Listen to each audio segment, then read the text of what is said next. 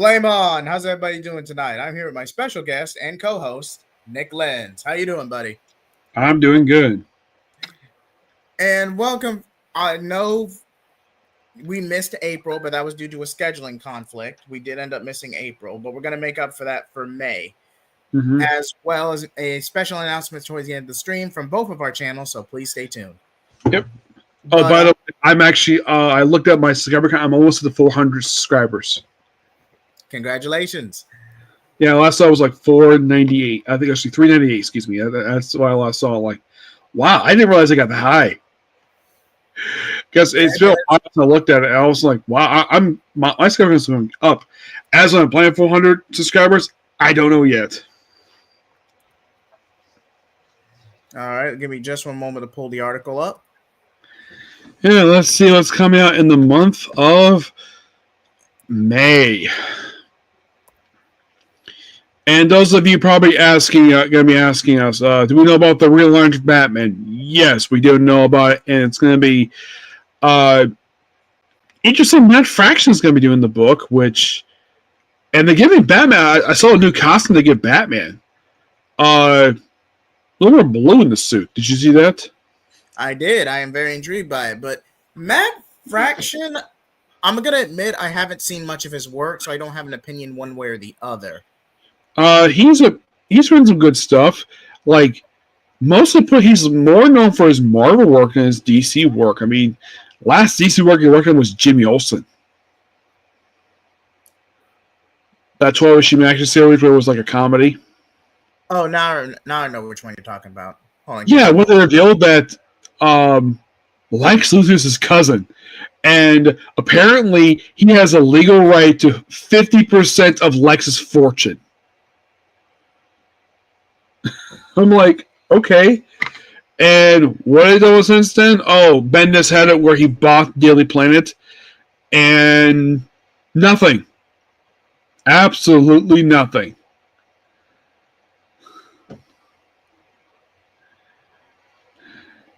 Interesting to still have Black Canary still in her Rebirth outfit. Yes, I've just been busy the past couple of days, Tevia. I will respond to you on the DM momentarily. Yeah. You realize she's been outfit now for 9 years?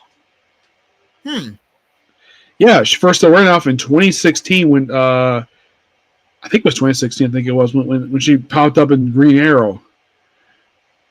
Superman Unlimited. I heard about that Slott's going to be doing DC Comics.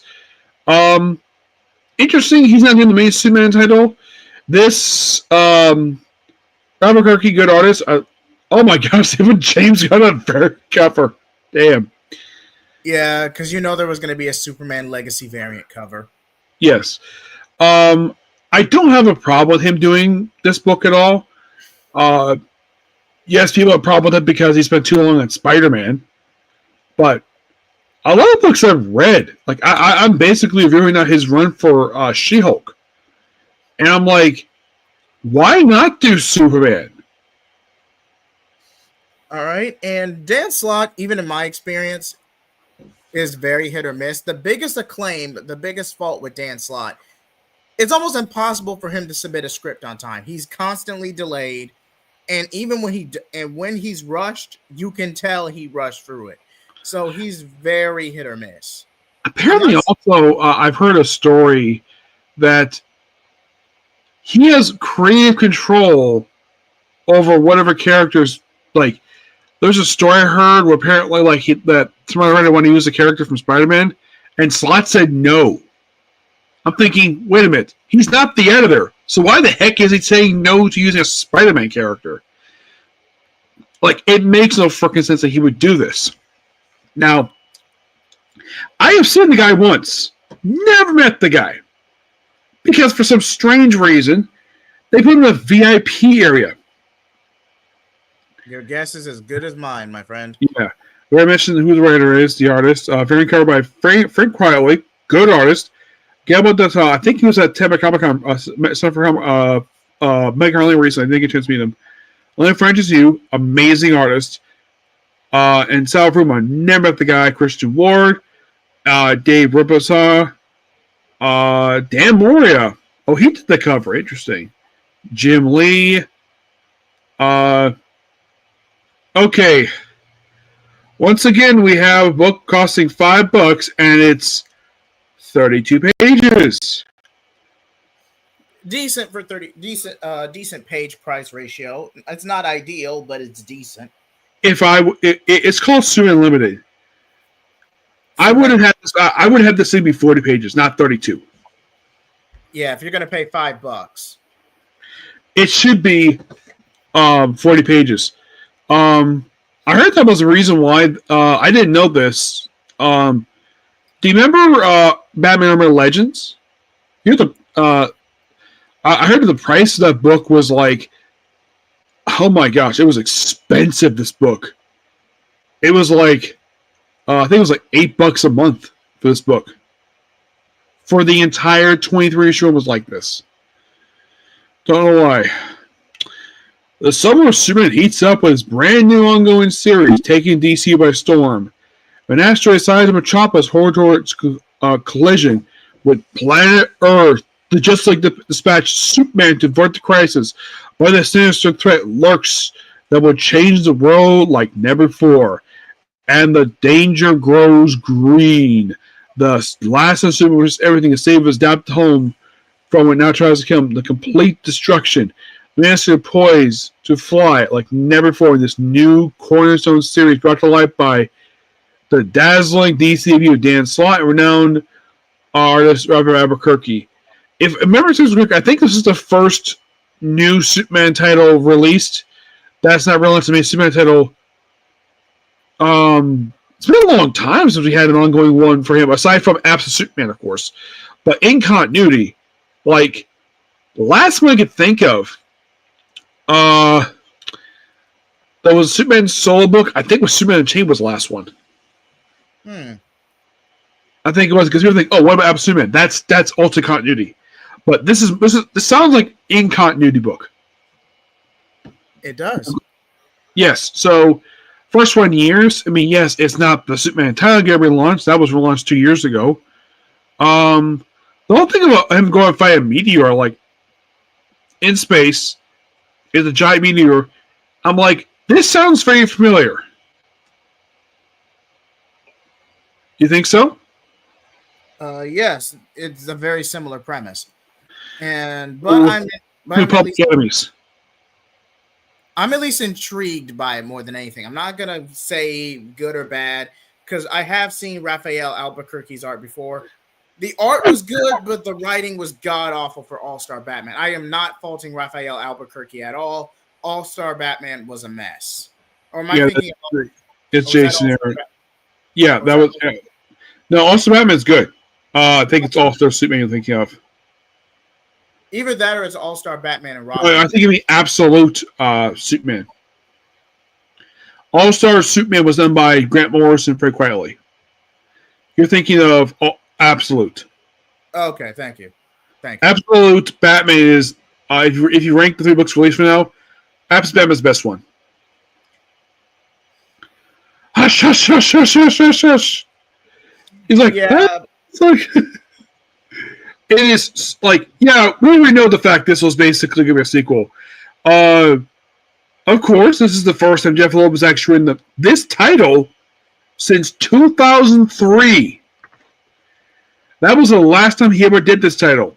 He did that one story for Batman in the main ongoing series because he just done miniseries Batman. This is the only I don't think he wrote Detective. I like the fact it's 40 pages. That's fine. That's 40 pages is fine. $5, fine. The gentleman's name is Superman, and the alliance with Hush would destroy Batman. Yeah, given how bad Chip Zdarsky's run, and I do have a video on this, but I wanted at least to wait for the run to conclude before I said anything. But given how bad Chip Zdarsky's run fell off, for some reason, go ahead. Given how bad Chip Zdarsky's run fell off, they really need this. They really need that event to sell. Like seriously. Yes. Supergirl issue 1. how long has it been since we had a Supergirl ongoing? Oh my About gosh, this New wire. 52. Did she get did she get a solo book in Rebirth, or was that New 52? Yes, yes, she did. Okay. It got canceled and then it got uncanceled because of Bendis. Now, I should point out though, this is the first time we've had a Supergirl costume with a midriff exposed like this since Volume 5. You know, the run from like 05 to 2011. Yeah, since pre New Last 52. costume yeah, that was the last time. I don't have a problem with midriff at all. The only writer I met who was worked on Supergirl who was not a fan of this is Tony Bedard. He hated this costume. He hated that pre Flashman costume. He was not a fan of the midriff at all with Supergirl. I'm trying to think, how long has it been since the last one ended? I think it was 2018, wasn't it? 2018, 2019, somewhere around there. So it's been like, it's a short period of time than Green Lantern Corps. Green Lantern Corps was like 10 years. This has like been like 6, I'd say. Yep, about 6 to 7, give or take. Yeah, that's a pretty lengthy period of time. I'm glad she's getting an ongoing series. Okay, so we have a series of Power Girl in the Superman Family books, but we don't have Supergirl. Like, this is one character I question. Like, why doesn't she have a book? The last book she ever had was Wonder Girl for Tomorrow by Tom King, which is amazing. And apparently there's a figure of her outfit from that book. Did you know that? I did not know that. Yes. And did you know there's a Supergirl movie coming out and Tom King's writing it? And it's adapted from that book. Sophie Campbell is the writer and artist. Interesting choice. I don't think she's that bad of a writer. I would not think so either. Now, it depends on which story we're talking about. When you think of Sophie Campbell, what's the first book you think of when you think of Sophie Campbell? Sophie Campbell, definitely the IDW TMNT run. That is definitely one of the first books that comes to mind. Yes. It was very hit or miss in my opinion, but it was decent for the most part. At least from what I've read. What's up, Nemo? How's it hanging? My biggest problem with that run, Bailey and Casey Jones. Yeah, for some reason, they do not like using Casey. At least with TMNT, now I know I'm shifting medias for this, but at least with TMNT 2012, they was at least understandable why they wanted to build up to Casey, because they wanted to be very say what you. I do have nostalgia for TMNT 03. Don't get me wrong, especially with the American anime trend at that time. But TMNT 2012 had a stronger story, if that makes sense. Even if Casey didn't, and they probably had the best version with Sagio Jimbo. I love that version of the character. I kind of wish it was a TV show surrounding that version of that character, because Usagi's never technically had a regular TV show. He's guest starred on TMNT for years. I don't know if he appeared in Rise TMNT at all. I know he appeared in the original show, 87, 03, and 2012. I don't think he appeared in the Rise TMNT cartoon. No, he was gender bent in the Rise TMNT cartoon. Really? Usagi was? No, Casey. Yeah, I'm not sure why Casey was gender bent for. I was weird. I kind of wish that he would get his own cartoon, because he has earned it for the longest time. He has tons of good stories that can be adapted for a cartoon. Plenty of material. Nope, studios don't want to do it at all because they want to do other stuff. What's up, 29? Good to have you on the channel. Good to see you. Do you think the reason why we're doing Supergirl series now because there's a potential Supergirl movie coming? Oh no, with Tom King with the DC movie division, Woman of Tomorrow is going to happen regardless. Now the wider DCU might get get shelved if it doesn't get off the ground. But to briefly go into that tangent, since we're still on Superman, if I had to make a prediction for Superman Legacy, I'm still going to call it that, Superman Legacy, out of habit. But for James Gunn's Superman, it's not going to do the numbers. It's not going to do the numbers the higher ups want, but it's not going to be considered a flop. I would say around 650, 700 million. Is it That was interesting that Lex Luthor is played by Beast from X in First Class? not gonna lie, decent casting. Could have done Clancy Brown still on. Wait, was that Clancy Brown DCAU Lex Luthor? Or was that Yes, somebody else? it was Oh, that Clancy. was Clancy. Okay, just want to make sure. He's no Clancy Brown, but he's decent. He's decent. At least, from what I can tell from the trailer, he doesn't act like the Riddler. Yeah, that's one of the few. Even I have to admit. Granted, I try to be in the neutral when it comes to the whole Snyderverse thing, but that was not a good Lex Luthor. That Zuckerberg. When he first casted, the big deal I had with him was that he was too young. This is before the movie came out. Yes. They thought he was too young, and because he just been the Social Network, people think, oh, Lex Luthor was casted, like, in this universe, he invented Facebook. All because he played Mike Zuckerberg in Social Network. Yes, and that was a documentary based on, well, at least slightly. I think it was a docudrama. I think it was, wasn't it? Docudrama. Okay, just want to make sure. Docudrama based on basically how Zuckerberg and a collab of his close friends got Facebook off the ground in early 2000s, only for Zuckerberg to screw one of them over, and it led to a nasty lawsuit. Which I heard he has admitted that is definitely true. He did do that. Yeah, he has openly admitted it in interviews since then, but the docudrama definitely didn't do him any favors. Yeah.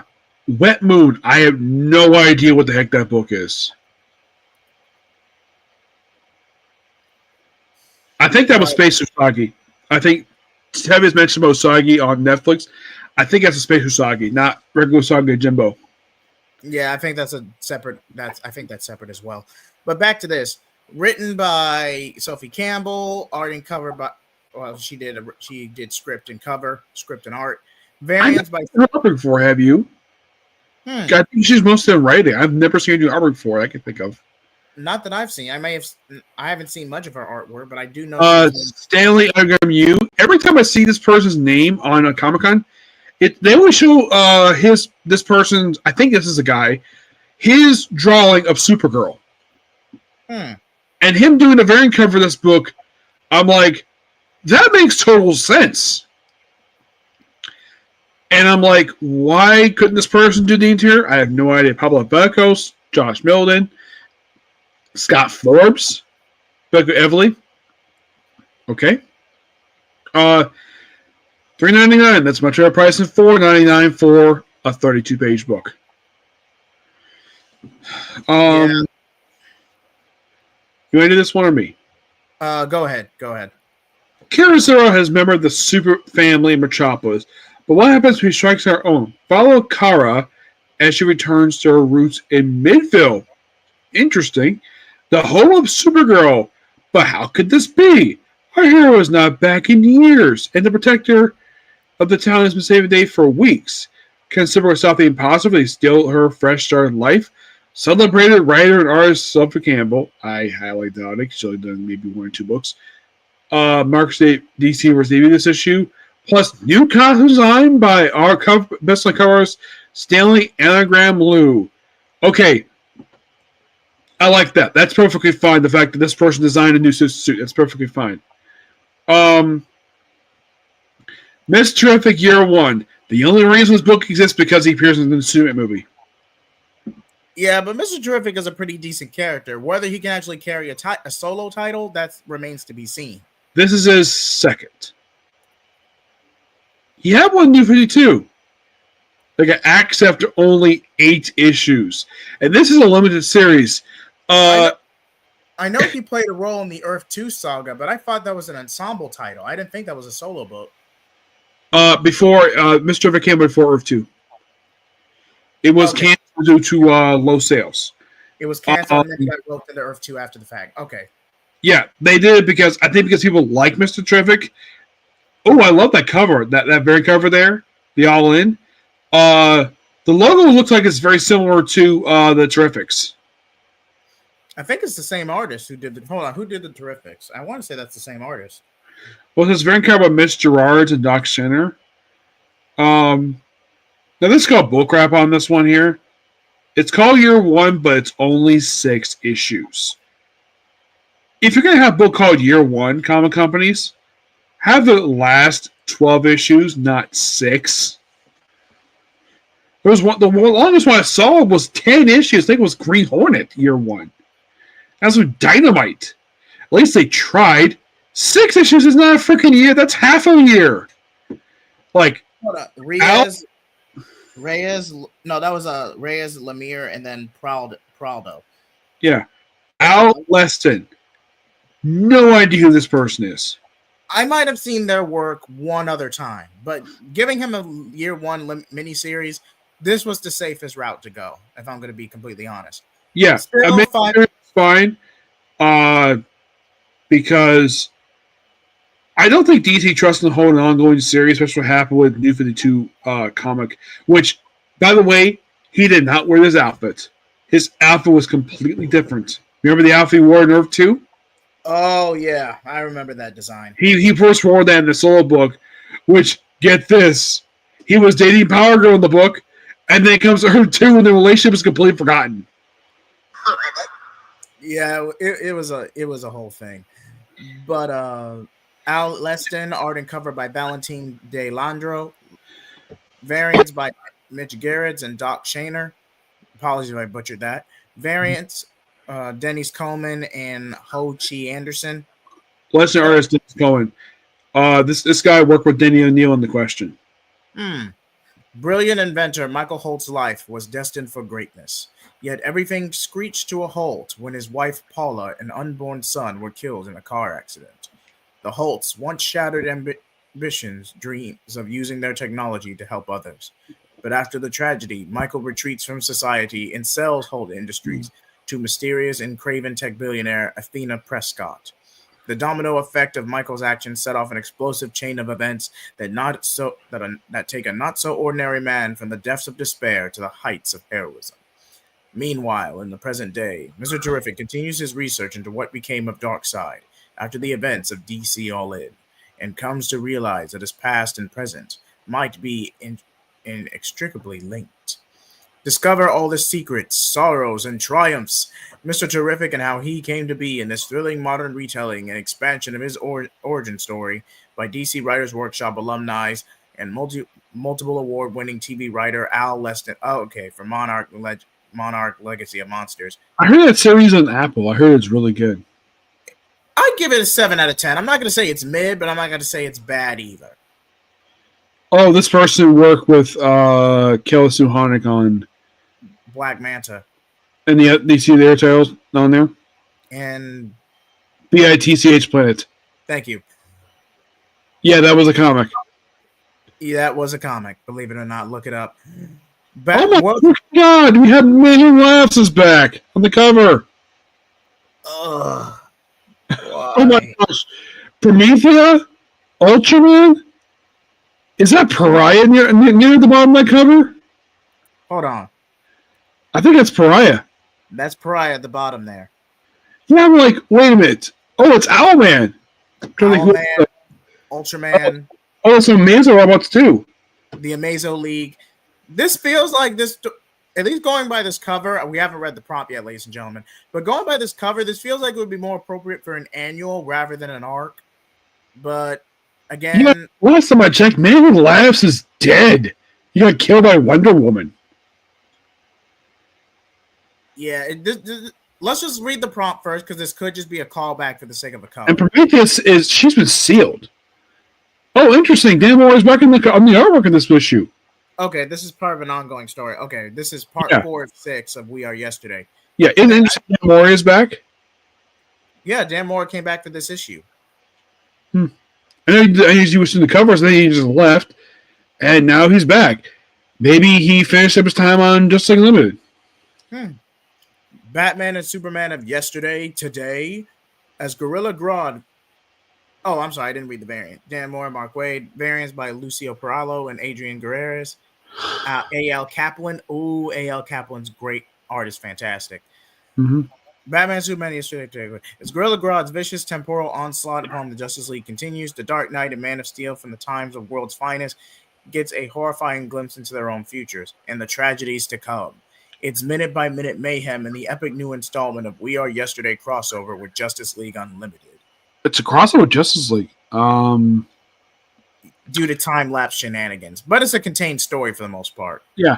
I'm like, okay, so cross wrestling. I think we must have missed because we didn't see April solicits. Maybe the first parts were in April. Absolute Batman #8, and the interior is not Dominic Jaraga once again. It's Marcos Martin. I think it's Johnny Jr.'s cover. That one there. Hold on, let me see who's doing variants. Bruno Redondo and Marcos Martin. Okay, he's doing art cover and variants. Yeah, that cover looks a lot like John Marina Jr. They have a similar style, I'll give you that. Yeah, it just Marina Jr., I'm glad he stopped doing this. If you read his Amazing Spider-Man book, he loved putting a lot of shading in people's faces. Like, he did it with the Kingpin, he did it with Spider-Man. I'm like, what's all the shading here? Like, he just, like, struggles lines in people's faces. It looks, what in the heck is up with that suit? Oh my gosh. We'll call it the Maniac. That's on the freaking thing. A xenomorph tail. We'll call it the Maniac in hockey pad suit. This is so weird. It's basically him with the thing that fans of football games love having. I think football players want that too. I'm like, this cover is hilarious. It's not terrible. It's funny. $4.99 for 32 pages of book. I know I keep ranting about this, but it should be $3.99, not $4. I think I was this one. Oh, go ahead. Batman is in a fight for his life against the icy new threat. But in the end, what terrifying truth will unleash about Arkham and Joker? Interesting. Again, we must have missed a lot in the April solicitations. Yeah.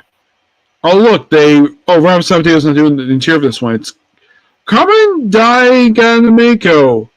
Not a terrible artist, per se. His art style is weird. The first time I ever saw his name on art was a book was All New X Factor by Peter David.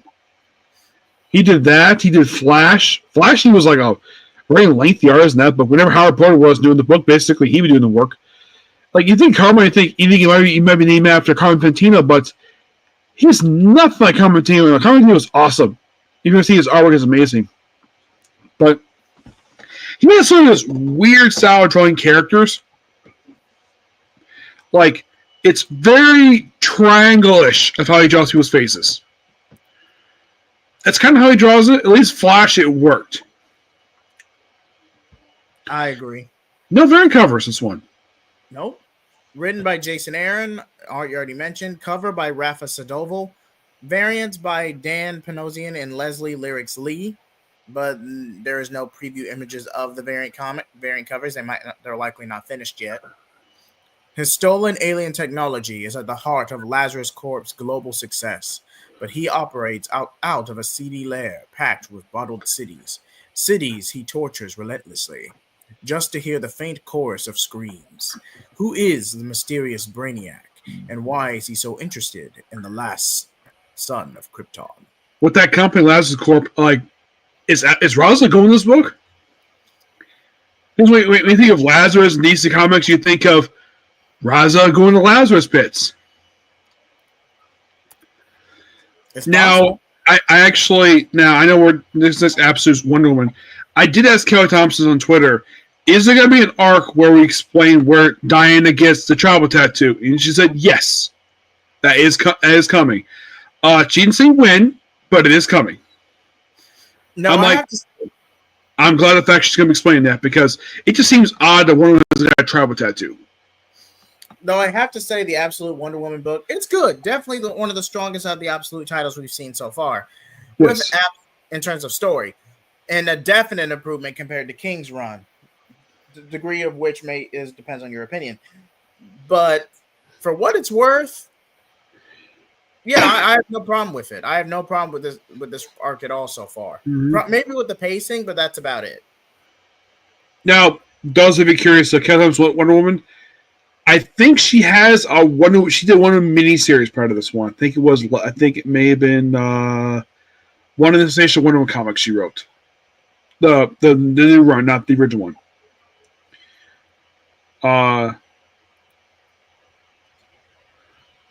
Yeah, the cover looks funny. I agree with you too on that. Okay, yeah, okay, Ra's al Ghul. But when I think of Lazarus in DC Comics, I think of Ra's al Ghul. He may not be in the book per se, but there's nothing that says he can't be like person running this company in this universe. There's nothing that says he can't be. Sorry about that. The Tri-Side is most greater than Wonder Woman has imagined for her frostbite on the surface. Oh, she's out of hell now. The Tri-Side was child's play compared to negotiating complex and evil's man's world. The mysterious Area 41. Sorry about that. And it's a black box maze. Will be Diana's greatest chance yet. What will she find inside you? I'm like, is Area 41 kind of like maybe the universe version of like Area 51? I would suppose. I would believe so. I'm thinking based on this because one was like magic based. Maybe Area 41 is basically. No, I don't think Brainiac's run the company at all because Brainiac is not a person to run a corporation. He's more like he's self-employed. Basically. I mean, he's an alien who has a spaceship that's anything he wants, and he sends out robots. He has plenty of supplies. He does not need employees at all. But back to this. Absolute Martian Manhunter. What the heck is up that rainbow? Now this one is unique. I mean, it's not going with the typical Mars origin, or it's kind of taking more of a Parasite approach. If you've actually seen that anime, definitely look it up for yourselves and form your own opinion. I haven't watched it myself, so I can't say. Oh my gosh, this covers are creepy. Yeah, that's definitely a stylistic choice, but I definitely want to at least read issue 1 and go from there. I think this one's ongoing, if I remember correctly. Yes. Oh, by the way, the whole thing with Supergirl in Midville, that is actually a nod to the. I know she did also in Peter David's run, but originally that was their home that she was in the Silver Age, which I think the last time she ever went there was probably in the 90s. Middleton. I believe this may have been the town that Steve Orlando's Marshmallow book was set in. Because the classic John Jones stuff was set in Gotham City. Which is weird. You would think that in Gotham City they might run into Batman characters, but his stories had no interaction with Batman universe at all. He just was like self-contained in a different section of Gotham.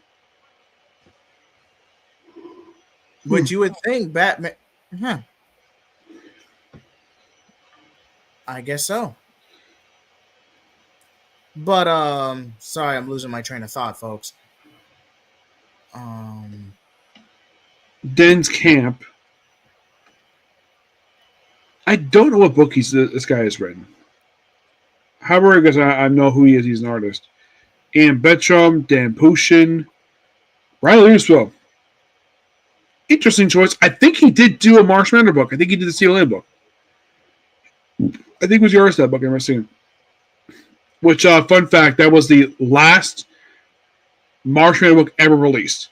Because I think this book here is the first book for him since the book came out. It was more like a reboot of Marsh Manor, which the book itself has never been acknowledged in their DC book itself because Marsh Manor just pops all over the place and his characters still pop up in there. And also they had it where in the book, his partner was out as a lesbian. And then apparently she developed attraction to Marsh Manor for some reason in his human form. And John Jones in that book is black. Not sure why, but I keep theorizing that the reason why they made him black in the book because the actor who plays him to play on Supergirl and Smallville was black. That's all that I can think of. Jeff Lemire. on Absolute Flash issue number 3. Now, Interesting. I don't have a problem with them doing Flash because it seems like a very interesting idea. I'm looking forward to see how he does with Flash.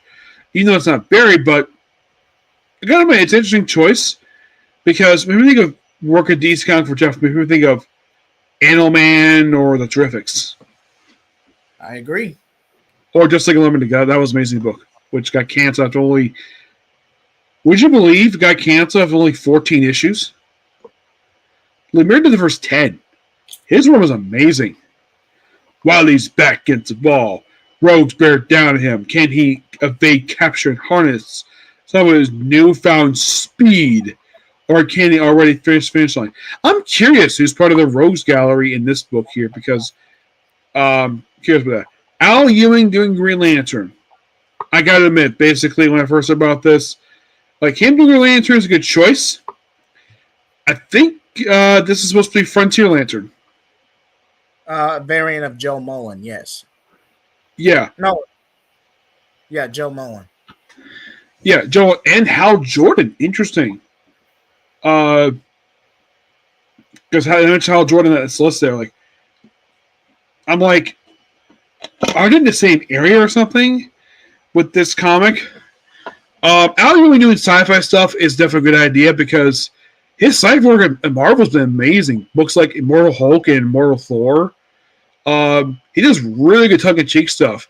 But I think the only reason why the Immortal Hulk's so really well because it's a horror-based book. And Thor's been really good too. Have you read his Immortal Thor? I don't know if you read his Immortal Thor book. It's amazing. I have been recommended his Immortal Thor. I might have to check it out.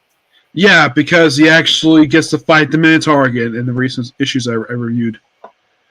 Where they keep the same look he had when he appeared in Immortal Hulk, where the leader basically decided to scar his head.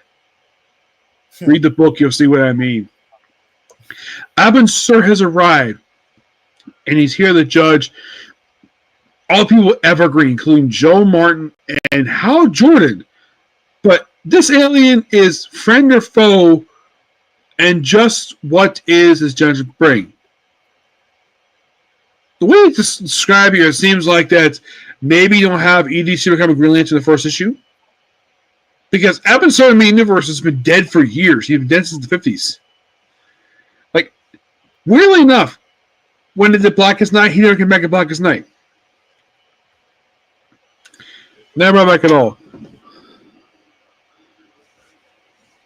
I know that the like Josh Williams is going to be doing I think he's doing like an arc where his current arc is a nod to Death of Superman because it involves Return of Doomsday, which is a weird storyline where Doomsday becomes Time Trapper. You know, the Legion of Superheroes villain who people have never seen this man's face because he hides in a cloak for years. Like, oh, he's Doomsday. Okay. Yeah, Jeff Lemire is kind of... Again, I've only seen Jeff Lemire on Terrifics, which was pretty decent for what it was. And his JSA run, I'm kind of have mixed feelings about his JSA run, if I'm being honest. Again, he only has a couple of issues under his belt, but I'm still kind of weary about it. And that's his third group title he did at DC Comics.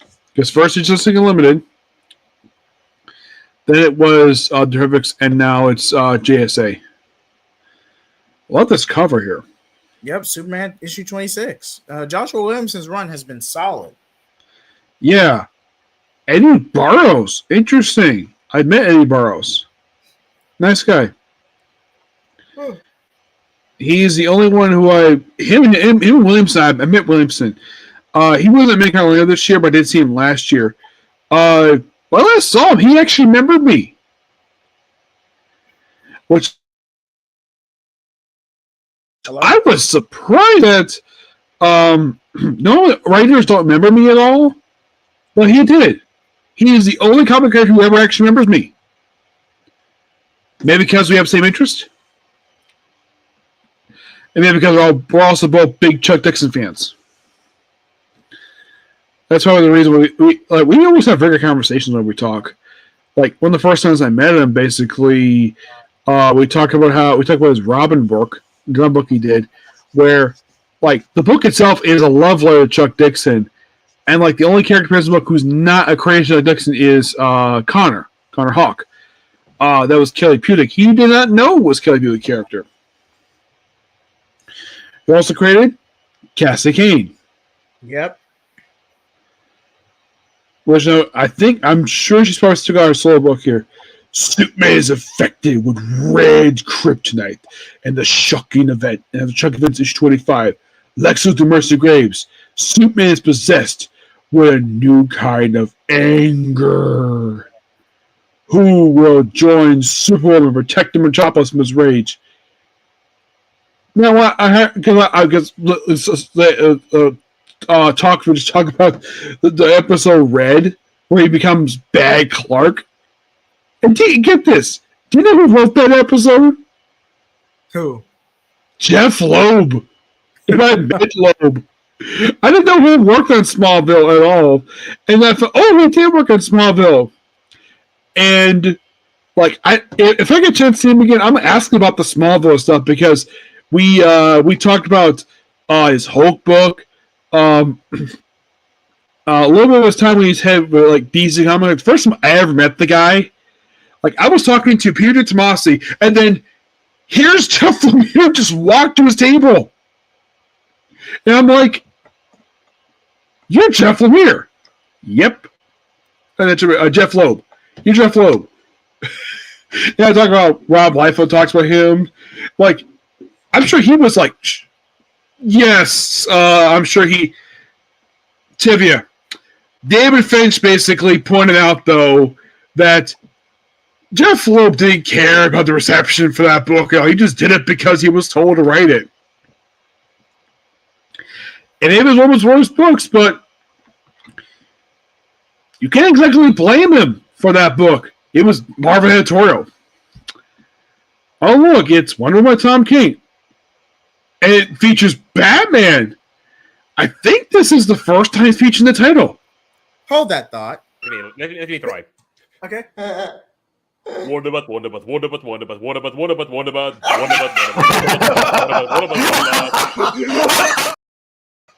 Sorry, I couldn't resist. Yeah, but Tom King has not written Batman in this book. In the previous issues, he never appeared. Damon has, but Bruce is not.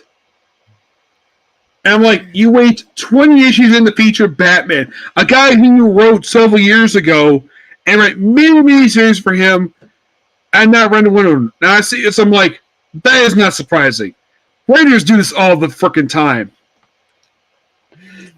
Like, a good example of this is, I think it was Animal pop up in Doom Patrol, in Grant Morrison's Doom Patrol. That was a good example there.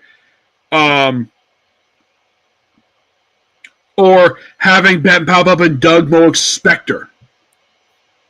That is another example because he was writing Batman at the time. So, of course, basically, you have Batman appear here.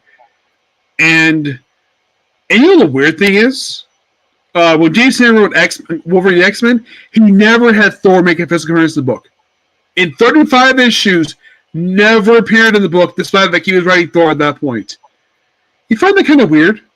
That is weird. Not gonna lie, that is weird. Now, this, okay, maybe the run's ending soon. Maybe. But I've not heard anything about this running soon. 40 pages, damn! Fury of the Gods, Batman gets close to some Mr. Ares murder. Oh, no Sovereign stuff, good! Yeah, the Sovereign arc ends after issue 20. After issue 19. No, issue 20. Issue 20. Oh, good God, because that story was bad. I did not like, I've still not liked the Sovereign stuff. He is by far the worst Wonder Woman. Oh, that is a cool cover. Her wearing the ass on her outfit is funny. Yeah, I'm sure Jared will pretty much. I'm sure Jared will spend his entire bank account on this variant alone. Yeah. You know, who also will love this cover? Who? Teladia. Probably. He loves the romance between Superman and Wonder Woman, despite the fact it makes no freaking sense. The fact these two would date each other. I'm sure in the New 52 they were just trying something new. And a I lot of think they did it to appease Twilight fans. That's what I heard. oh, I don't think I finished reading it. Scroll up a little bit. I'm sorry. Yeah. Disaster strikes the bolt of lightning.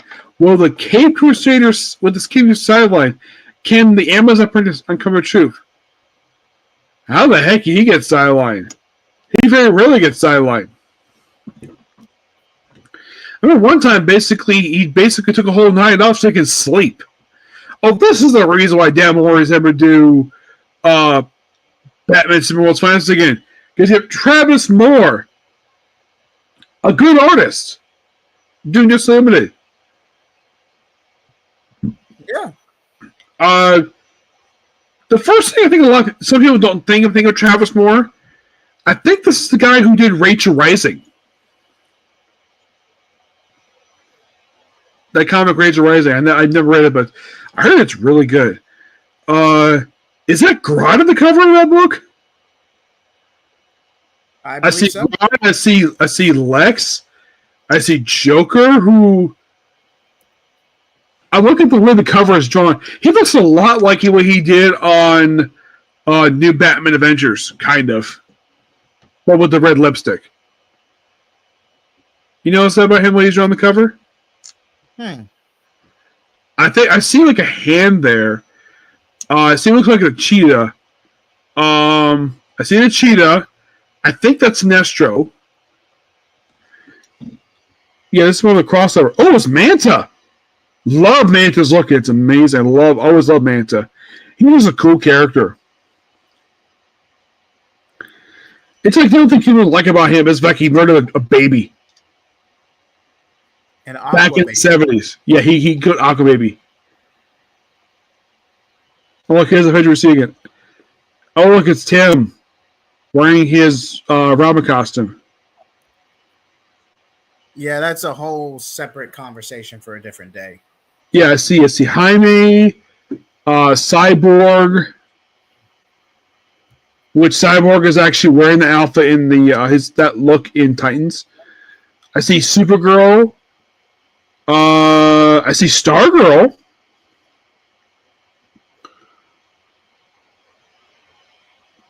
Interesting choices on the cover here. If I remember correctly, I think that look Cyborg has, I think that debuted in David Walker's one for Cyborg. So I have a more blue in it, but the style reminds me a lot of that look. It does look familiar. Yeah. And those of you curious, though, like, doesn't make any sense Batman had the black underwear back. Not really. The only reason he did because Superman brought it back. Believe Superman was actually well received. Batman, I heard crickets. I heard nothing about him getting the black underwear back. Did you hear anything about it? Not that I know of. Nothing. No controversy or anything comes to mind. Okay, we are SG 5 or 6. Yeah, like the penultimate issue of this event, of this storyline. As a matter of fact, issue 1000, they actually note that. They're like, oh, we're underwear again. And by the way, that story is from my Bendis. It was actually his first Superman story he wrote for the book. Unlimited, no more? The Justice League is fractured throughout time as the Legion of Doom achieves the unthinkable. The siege of the Watchtower as Guerrilla Ground attack intensifies. It's up to one hero to call on the cavalry. And it's not who you think. Destruction, redemption, and a cavalcade of chaos will complicate in the penultimate chapter We Are Yesterday, a special crossover with Batman, Superman, as well as Finance. That sounds like an amazing story right there. The Atom Project, issue number 5. I still think John Riley should not bury this book. Ron Perry should do solo. Yeah, I agree. Written by art by Mike Perkins, variants by Laura Braga, Kevin Wada, and Nimit Malavia. Hopefully I didn't butcher that. $3.99 for 32 pages. Not too bad. Yeah. Captain Atom's battle with Major Force has left both Titans drained and vulnerable. The perfect time for Inferno to strike. The mysterious group wreaking havoc in the pages of Justice League Unlimited is aware of the Atom Project and its destructive potential. Now the entire planet is at risk. Ray Palmer and Ryan Choi must resolve their differences and defend their experiment, or die trying. I think this book is almost done. Yeah, at least from what I've heard, it's not a miniseries. It's not a maxi series. So I just think they're just going to drop it after this. Oh, that's who I was referring to. Yeah, I was asking about this character yesterday in CLD. I just couldn't remember their name for the life of me. But yeah, their book at Spirit World, it did not do well. Yeah, I think one of those books written by, I think it was Greg Pak. Or was it Greg Rucka who wrote one of those books? I love that cover. That is amazing. That's an amazing cover. Mine's a poster. It does. Like one of those 50s movies posters, like venturing into the unknown. Mm-hmm. If I were DC Comics, I'd make that the main cover. All right, I've already read that one. JSA issue number 7. How do you feel with Alan Scott with a beard? I mean, I'm not. It works, especially if you're going to have a book focus on the older JSA rather than their youthful look in the 40s and World War II. It does make the character a bit more distinct, but I have no real problem with it one way or another. It's just a design choice, so I don't have a problem with it. I think that's Khaled, the one who's Dr. Fate. Khalid. He's, I think he's supposed to be Kent Nelson's great nephew. And I believe that's Sandman and Owlman. I'm thinking that Sandy is his adopted nephew, because Sandman has got he's not wearing the hat, so it's probably Sandy, his former psychic. And the classic JSA roster: Jay Garrick, Alan Scott. But not the entire one, basically, but it's most of them. I noticed that Hawkman's got slightly different pants. His pants look a little different, don't they? They do. Yes, Jay's still the same. He has not changed since the freaking 40s. He looks exactly the same. I think because his is Alan's and Wildcat's costumes so iconic, that DC does not want to change them at all. The sort of thing at one point they changed Alan's costume in the 90s and then went back to this outfit, which I like this outfit better than this other one. Written by Jeff Lemire, art by Rafael de la Torre, cover by Jorge Fornes, Sweeney Boo, and Jerry Ordway. Oh, and Todd Noak. Apologies if I butchered that. $3.99 for 32 pages. The JSA, the Justice Society, and the rest of this hero community mourn the loss of one of their own. As the dirt settles, the JSA needs to find a way forward to stop the Injustice Society's plans, or the world is doomed. Sounds like a classic JSA story. Action Comics 1086. G. Willow Wilson. I'm like, that's an interesting choice to do Action Comics. I mean, I don't find anything wrong with her writing. It's interesting that she's doing action. It is. Yes. I'm gonna meet her. I'm hopefully get a chance to meet her at Tampa Comic Con in August. Like, I never met the woman before. This is the woman who created Camilla Khan. I'm going to ask her this when I meet her. How does she feel about Marvel trying to make her a mutant to like she's a human? It's weird. Greg Pak did City Boy. Okay, thank you for clearing that up, T29. Yep. I love that picture he has. Alyssa Wong. A lot of people think she's a hack writer. I don't think she's a hack writer at all. She has some good stuff. I love her Dr. After book. That she did. And the weird thing is, that's the only book she's ever written I've seen that lasts more than 6 issues or 10. That lasted for 40 issues. Indeed. I think last book she said was Captain Marvel. But that book got axed at their 10 issues. Freaking 10. And I did ask her about the outfit that Carol wears in the outfit in the book. Apparently, that's the outfit that debuted in Hellfire Gala. I think I remember. I think I remember that book. Yeah, where where outfits like a sleeveless one piece suit and she wears a jacket. And she can actually show off her arms. Or she's not like tied up in a suit first time since like 2012. It's like she was so confined with that suit. I guess someone felt as though, hey, let's change the outfit, which don't have a problem with I don't have a problem with the new outfit. I think it's fine for her. All right. Art by Gavin Gertie. Cover by Brad Walker. Variants by David Talaski, Cully Hamner, and Marcio Takara. And I noticed that recently with him because I usually was Cully Hammer. I'm like, did he change the spelling of his name recently? Because I know some books lately he did change his name from Hammer to Hamner. Because I remember it was Hammer for the longest time.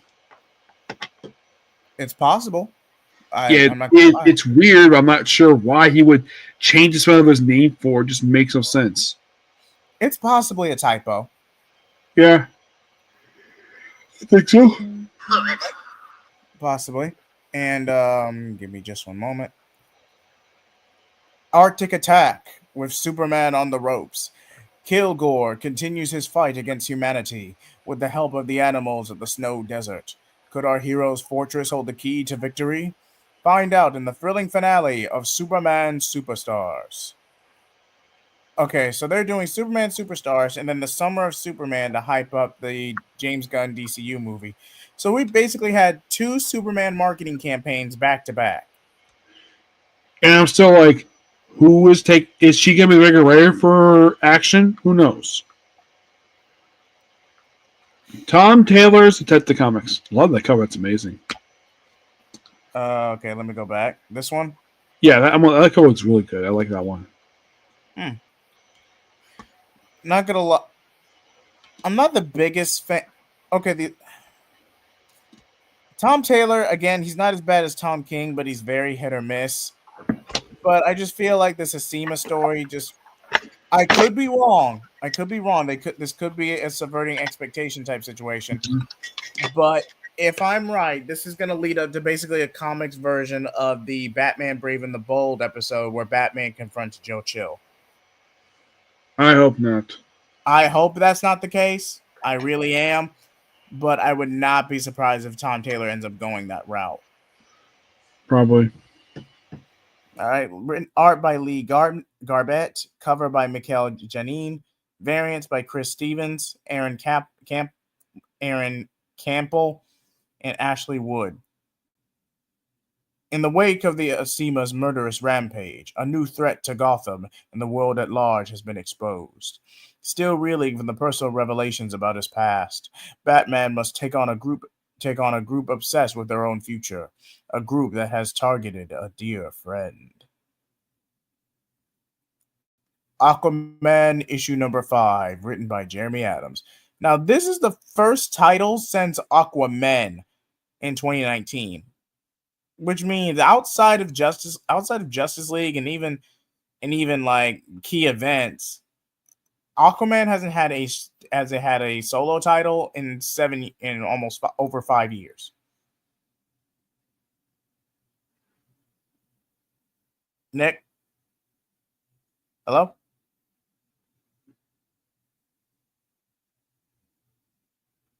Hello?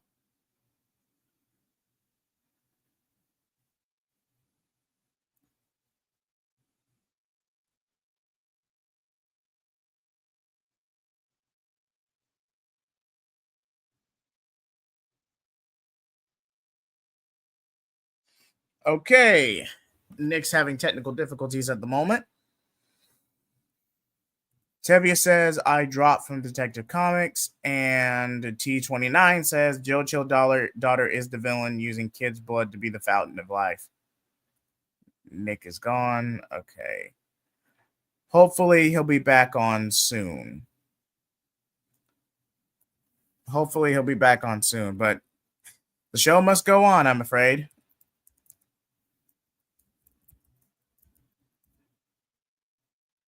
Give me just a moment, ladies and gentlemen.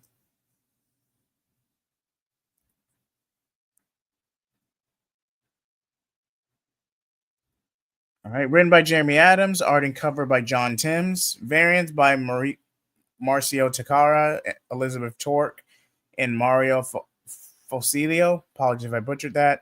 With the super mashup variant, as you see here, by Danielle Di Niculio, $3.99 for 32 pages.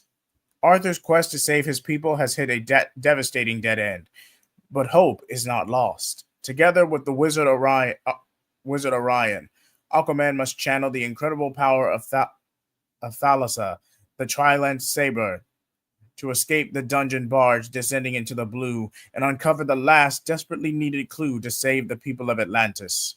But floating amongst all this blue appears to be a shimmer of green. New Gods, issue number 6, written by Ram V. Okay, I am a fan of some of these variant covers, more specifically this one. I just like the shading on it. Art done by Felipe Andrade and Evan Cagle. Cover by Namit Malavia. Variants by Seba Fuimara and Felipe Andrade. Apologies if I butcher any of those names.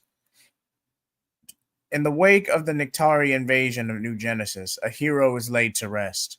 Black Racer, speeding through deep space, must deliver his fallen comrade back to the source. Bear witness to a cosmos-spanning epic that examines the very nature of life, death, and everything in between, in the special issue that reunites the all-star team of Ram V and Felipe Andrade. Nightwing, issue 126.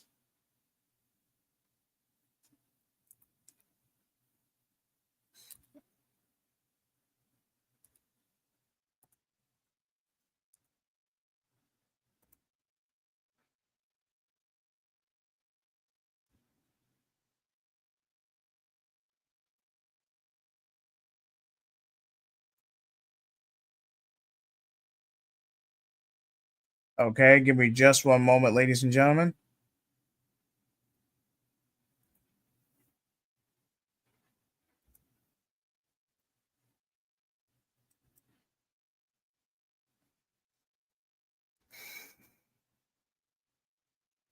Nick is rebooting his laptop at the moment, having technical difficulties, so please be patient. Okay, and Jeremy, T29 says Jeremy Adams deserves an exclusive contract. Yeah, he does. Ram V certainly writes long form stories, but I like Tom Taylor, but he can really drag the story down. That's a fair point. I'm gonna be honest, that's a fair point. But for now, we'll just move on to Nightwing issue 126, which I am really impressed by these covers. Okay, that's a nice touch with the Merle.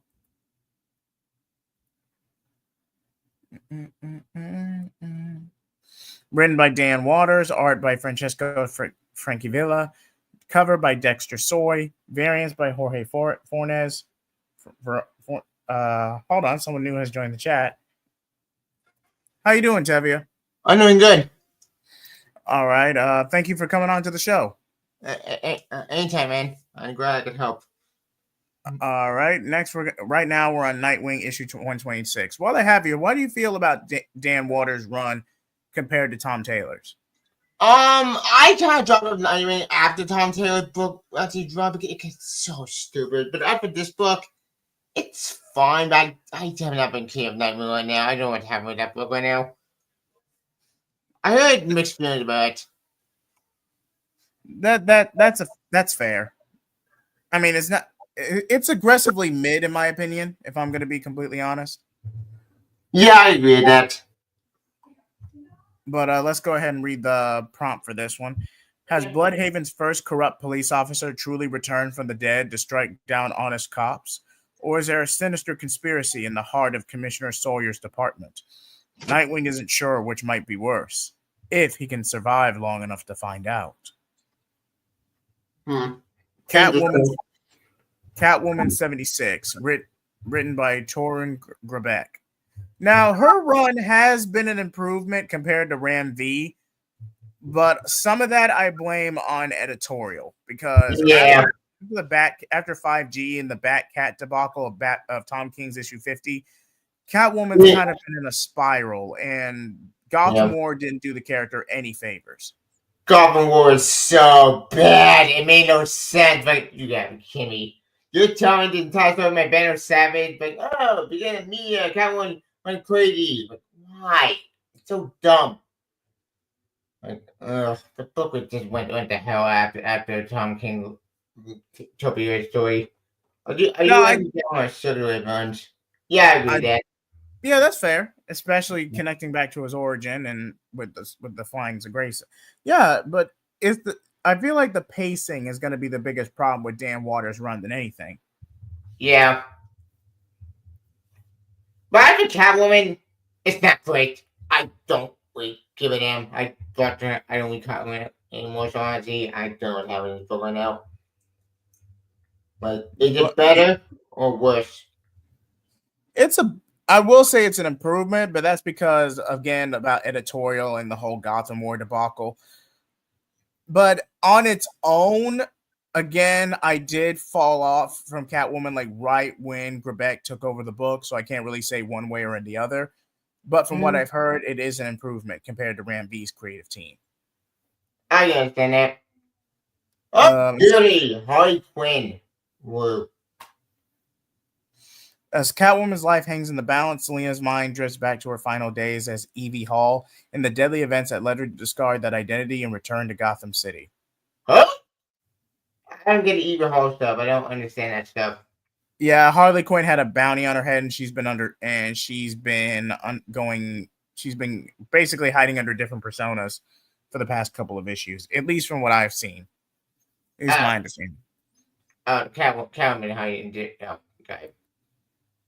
As for Harley Quinn, I don't care. I don't give a damn about that book. Speaking of Harley Quinn, the TV show came out, the latest season, and it's not great. I might do a separate video because me personally, I kind of fell off Harley Quinn the animated series after season 3 because, at least from a narrative standpoint, you've already told the story you need to tell.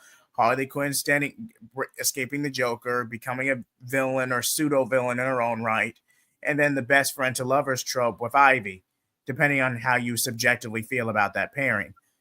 In terms of what they were setting up for, it just feels like a your typical sitcom or parody of a sitcom where it's just dragging out till they run out of ideas.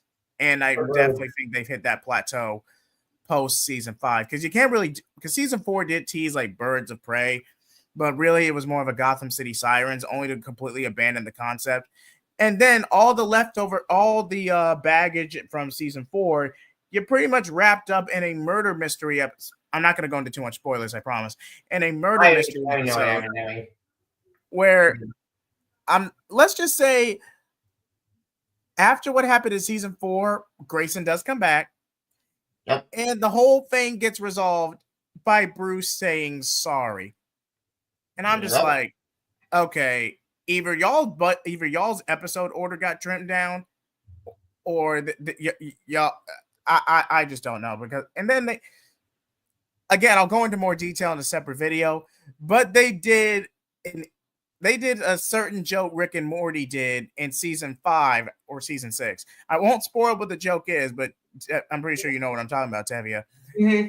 Yeah. And it's just, given the context, it's just weird. Like, yeah, it makes no sense. Also, the Red X stuff, why? I don't get it. Vandal Savage should be more of a Justice League villain instead of a Batman villain. Yeah, that's fair. Yeah, that's fair. I agree with that. He was the main villain at the In Young Justice, so it makes sense.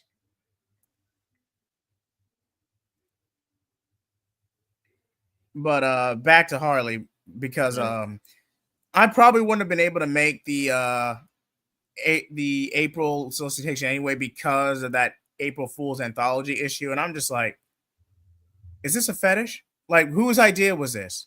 Oh yeah, that one shot coming out in April. I completely forgot that book's a thing. All right, but back to this. Harley Quinn, written by Elliot Kalin. Again, I don't know too much about this person's work, so I can't say one way or the other. But Harley Quinn is usually zany nonsense, so you can get away with just about anything as long as it doesn't break the character in any way. Yeah, kind of like Deadpool, basically. Art by Marika Andavolo. I'm probably going to butcher that. And Bilfo, I think. Thank you. Cover by Elizabeth Torque. Variants by David Nakayama, Nubovich, and the Superman mashup variant by Guillaume March. Oh, and the 1/25 by Christian Ward. Yeah. Long has humanity wondered who would win in a battle between impulsive clown, giant sentient brain, and two gun-loving best buddies. Look no further. As of May 2025, the results are in. So order this comic now if you want to see who wins. It's time to go on safari. Also, Bring it fire. Sorry. Wait, are they saying racy or raunchy? Fire-resistant jumper because it's about to get hot. Hot? I don't get the joke. Wait. This coming out May? Oh, yeah, these are May. Yeah, these are May solicitations. We skipped due to time constraints. We couldn't get April. Yeah, I get confused. My bad. Yeah, because if I did both articles, we'd be here for like 3 or 4 hours. Yeah. Poison Ivy issue 33. Honest to God, I'm surprised that this book lasted as long as it did. I'm going to be just completely honest. I'm surprised too. Because I thought this book was going to end a long time ago. I get it wrong. I'm not saying that because it's bad. It's more mid than anything, but I'm not. Yeah, it's I'm not just surprised. bad, I've seen both works. Usually, villain books don't last this long unless it's an ensemble title. The only book I think that last time a villain book was The Joker, which was decades ago. And that's about it. I think I could be wrong about that. All right. Or maybe Secret Six. OG Secret Six, not New Secret Six. Oh yeah, I forgot the new Secret Six came out this week. Read that book. It's bad. It could have been that bad. I didn't like it, but I I did. Yeah, I know they liked it more than I did. All right, Tevia, just keep the rants to a minimum. No, I'm not ranting. I'm just okay. Written by Willow Wilson, art by Marcio Takara, cover by Jessica Fong. Variants by Joshua Sway Swaby and Ki-Young. I'm not even going to try to pronounce that. Takara, I think. Kathy Kwan, and okay, he does the one, but Joshua Sway Swaby for the villain cover. Okay. An awful tragedy is unfolding, and it appears as though there's nothing Pamela Isley can do about it. Will the verdant villain find a way through, or is her life about to hit an all-time new low? Birds of Prey, issue number 21. This book had potential. Don't get me wrong, especially with Sin's prominence. Barbara being back, it just kind of fell off. I'm not saying it's bad. It just fell off. Yeah, you're not wrong. It did fall off. What is sad? It's like it has no potential. Written by Kelly Thompson, art by Sam Nibasari, cover by Annie Wu, variants by Nimit Namalva and Ryan Gonzalez, and 1/25 variant by Lee Garbett, and the AAPI Heritage Month. I don't know what that variant is. That's the Asian and Pacific Islanders. I want to, if I'm saying it right. Variant cover by Cliff Chang. A new villain team fashioned specifically to take out the Birds of Prey has emerged in dramatic fashion. And with the birds deliberately scattered across the globe investigating both real and false leads, they're more vulnerable than ever. With the strongest of them already fallen, how can any of them survive what's coming? Black Girl issue 7 by Littlemag Tate Blumbo. I heard this book is 50-50. It's good to see Cassandra Cain in a main title again. Yeah, I'm happy. But but the pace, again, some of these books do have great potential. It's just the pacing is going to be a problem for most fans. Agreed. Art by Isaac Goodhart, cover by Rico Murakami, cover Dan Moore. Dan Moore, oh god, take anything for Van cover. Definitely one of the best artists right now, hands down. Yeah, next to Jorge Mendes. And Isaac Goodhart. Yeah. Spitting out of. Go ahead. Spinning out of Mother, the first arc world-shattering finale, Ray Shiba made a true sequel into the back over the very first time. Curious special guest artist Isaac Goodhart. Don't make the definitive history of Ray Shiba. Okay, so during my presentation, I guess the history of Ray Shiba's origin for Cassandra Cain.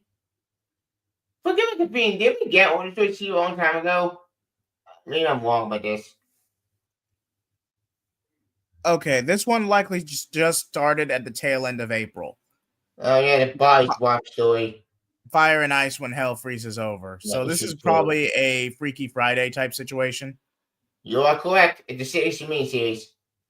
Okay, written by Joanne Starr. Wait, didn't she read? Wait, who wrote the previous Fire and Ice miniseries? And that was a leftover from DCYOU. Hang on. I'm gonna look this up because I'm actually curious. Let's see. Okay, while we're waiting on that, written by Joanne Starr, art by Stephanie Byrne, Stephen Byrne, variants by Dan Mora and Amy Reeder. First, their powers are stuck in the wrong bodies. Ice is shooting flames, while fire is bringing early snow to Kansas. But then, during a chaotic night of karaoke, Fire makes a daring wish on a magical artifact she finds in Satana's hat. Get their right powers back in the right bodies. Her wish works, technically, because now they're body swapped and still stuck with the wrong powers. That's right, it's Freaky Friday for Fire and Ice. Yep. By the way, I found it. I found it in the old series. All right, who wrote it? Joanne Starr. Okay, so this is a sequel for her. This is a sequel series for her. Okay. Yeah, 2015, 2022 until 2024.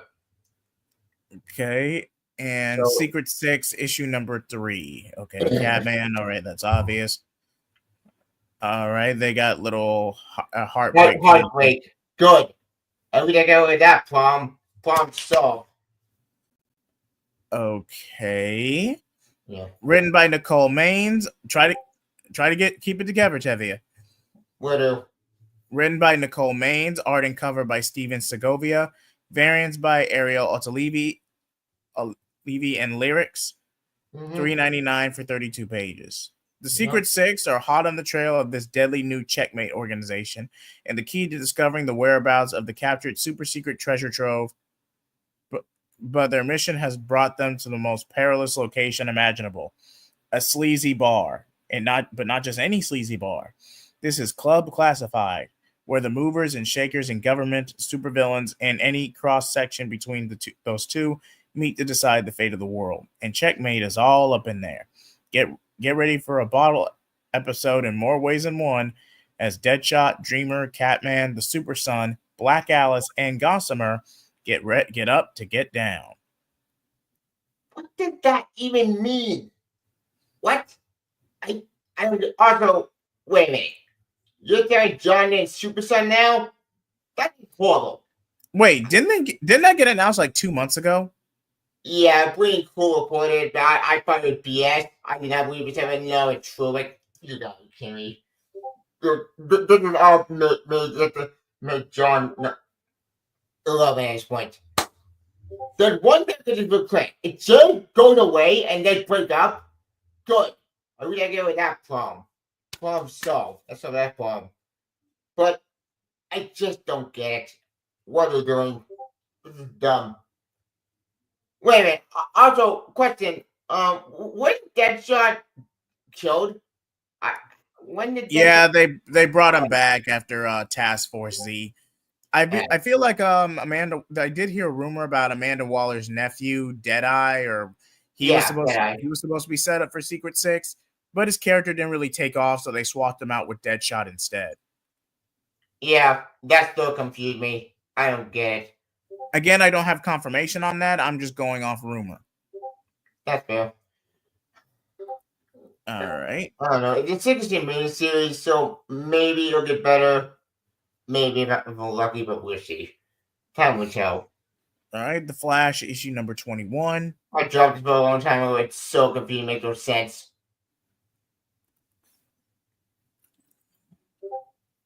All right. Written by Simon Spear. Art by Vasco Georgiev. Cover by Mike Deodato Jr. Variants by David Pittore and Elizabeth Torque. And Superman mashup variant by Tyler Kirkham. As Wally continues to split himself into more attempts to try to keep the battles raging on the moon under control, Eclipso reveals his new allies, the Rogues. Yeah, the main bad guy of that story, the Eclipso. Even though I thought I couldn't do one, you don't spear. But apparently he escaped.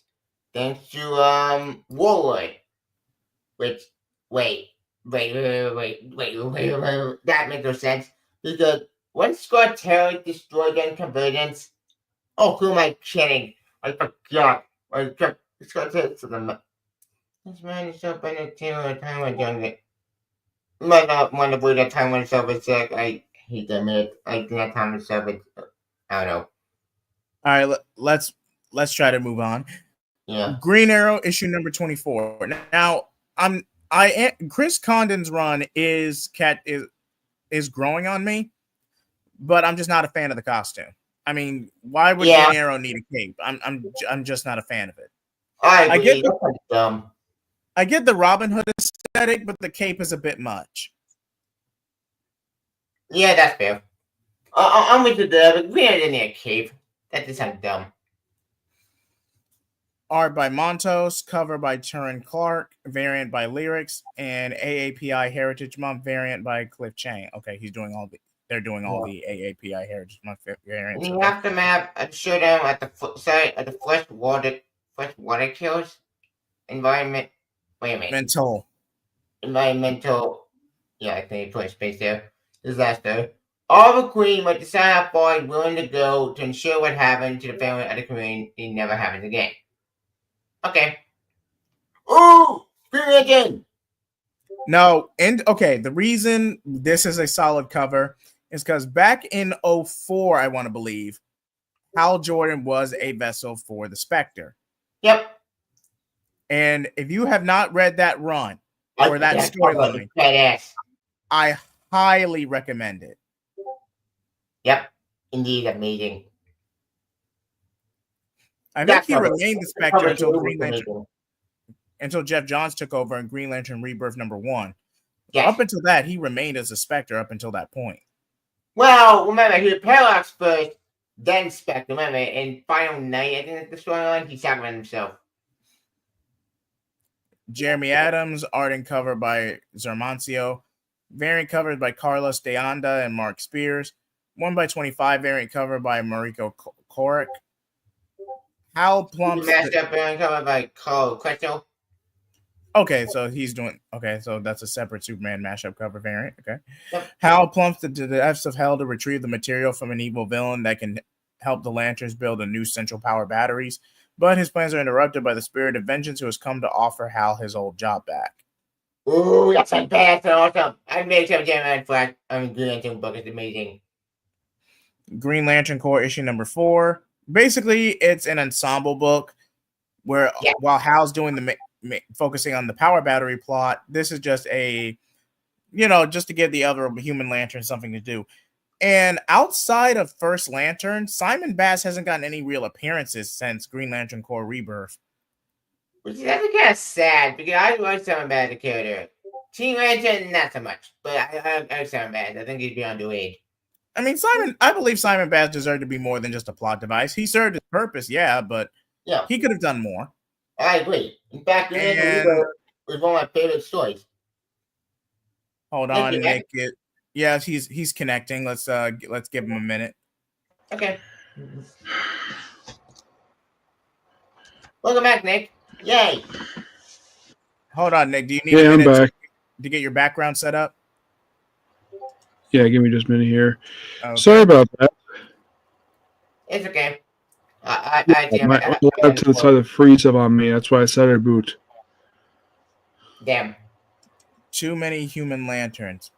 It's fair, but you can balance them out if you give them something to do. That's why you kind of need a Green Lantern Corps, because it's technically an ensemble book, but you can do a lot with it. Yeah, but the Green Lantern Corps has been a core for decades. But But I just want to get criticism. I get it. I don't know if you were if you were able to follow along with us while we were going on, Nick. But I just wanted to go back to Green Lantern and show this cover right quick. Ooh, is that the Spectre? Yep. That is the Spectre. And if you read the synopsis,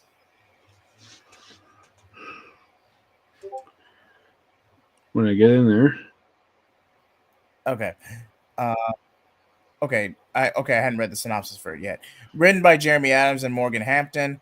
Cover by Fernando Pizarrin and Claire Albert. Art by V. Ken Marion. John Boy Myers. Lucas Meyer, or the Meyer brothers. Tom Rainey for the 1x25 variant. Yep. Guy Gardner is reluctantly saddled with a new partner, but he's determined to keep him out of the way while they look for another source for nth metal.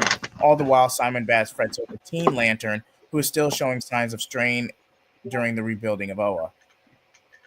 Wait, what's showing signs of strain? What does that mean? Basically this. Oh. So, stress, basically? The B plot of this issue is Simon Bass getting stuck babysitting Teen Lantern. Yeah. That's pretty much the B. Thank you, Bendis, for creating this character. Bendis.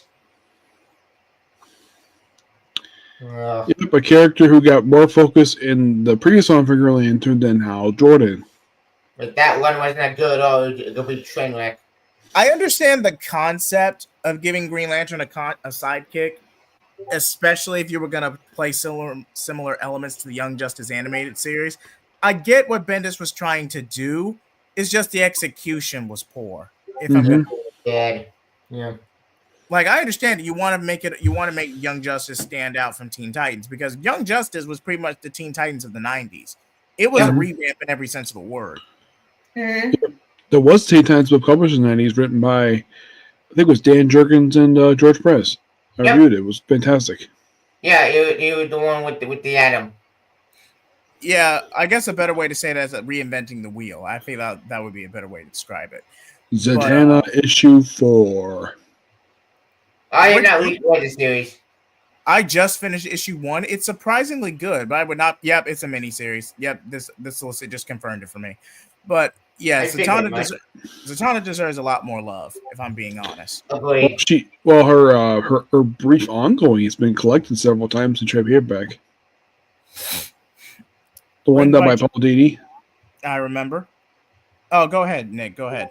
Yeah. Love that cover. It's amazing. Yeah, the cover's awesome. Yep. Okay, Nick, you want to read this one? Yes. The outlook is grim, but having dealt with devastating defeat at the hands of Lady White and Brother Knight, Zatanna struggles with her magic, thanks to the cursed sword embedded in her. Both her body and mind are constant attack. With her young crewmate, Adam, suffering worse fate than death, and Blue Devil missing, she must push and pursue to save her allies. No one else gets hurt because of her. No one. Okay, Quintella. Okay, Teen Lantern was... Wait, Patrick Gleason? I think Patrick Gleason helped create Teen Lantern. I don't think he worked on Young Justice I can think of. Was there ours? I don't think he ever worked on Young Justice. He worked on Young Justice. He drew on that book. Yes. The John Layman Titans book. I dropped it for a long time ago because it got so dumb. Oh, it's the Amazon back. The cyberized. The cyberized Starfire character who's now Starfire.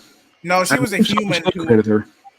She was a human fangirl who got cyberized by Man of War. Well, the person who did it in the book was T.R. Morrow, the guy who created Red Tornado. But wasn't Waller who hired that guy to do it? Yeah, which, if you read the issue, It's like, yeah, you basically attacked us first. And he's like, you got any proof? Yeah. And I was like, how about you erase any data off these computers? That's Tom Taylor's writing for you. It's so dumb. It's so stupid. I do find it, again, I haven't read these issues yet, but I do kind of find it weird that they pretty much had a mini two-parter where Raven and Garfield were kind of doing their own thing for 2 years, for 2 issues, and the whole thing just boils down to a lover spat.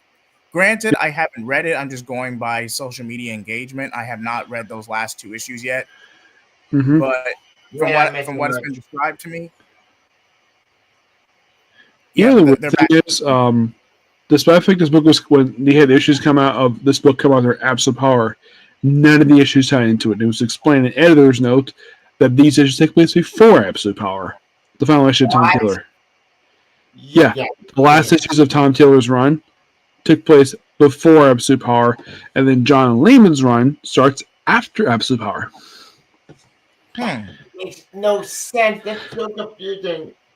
Because John, I don't think Tom Taylor had anything to do with absolute power at all.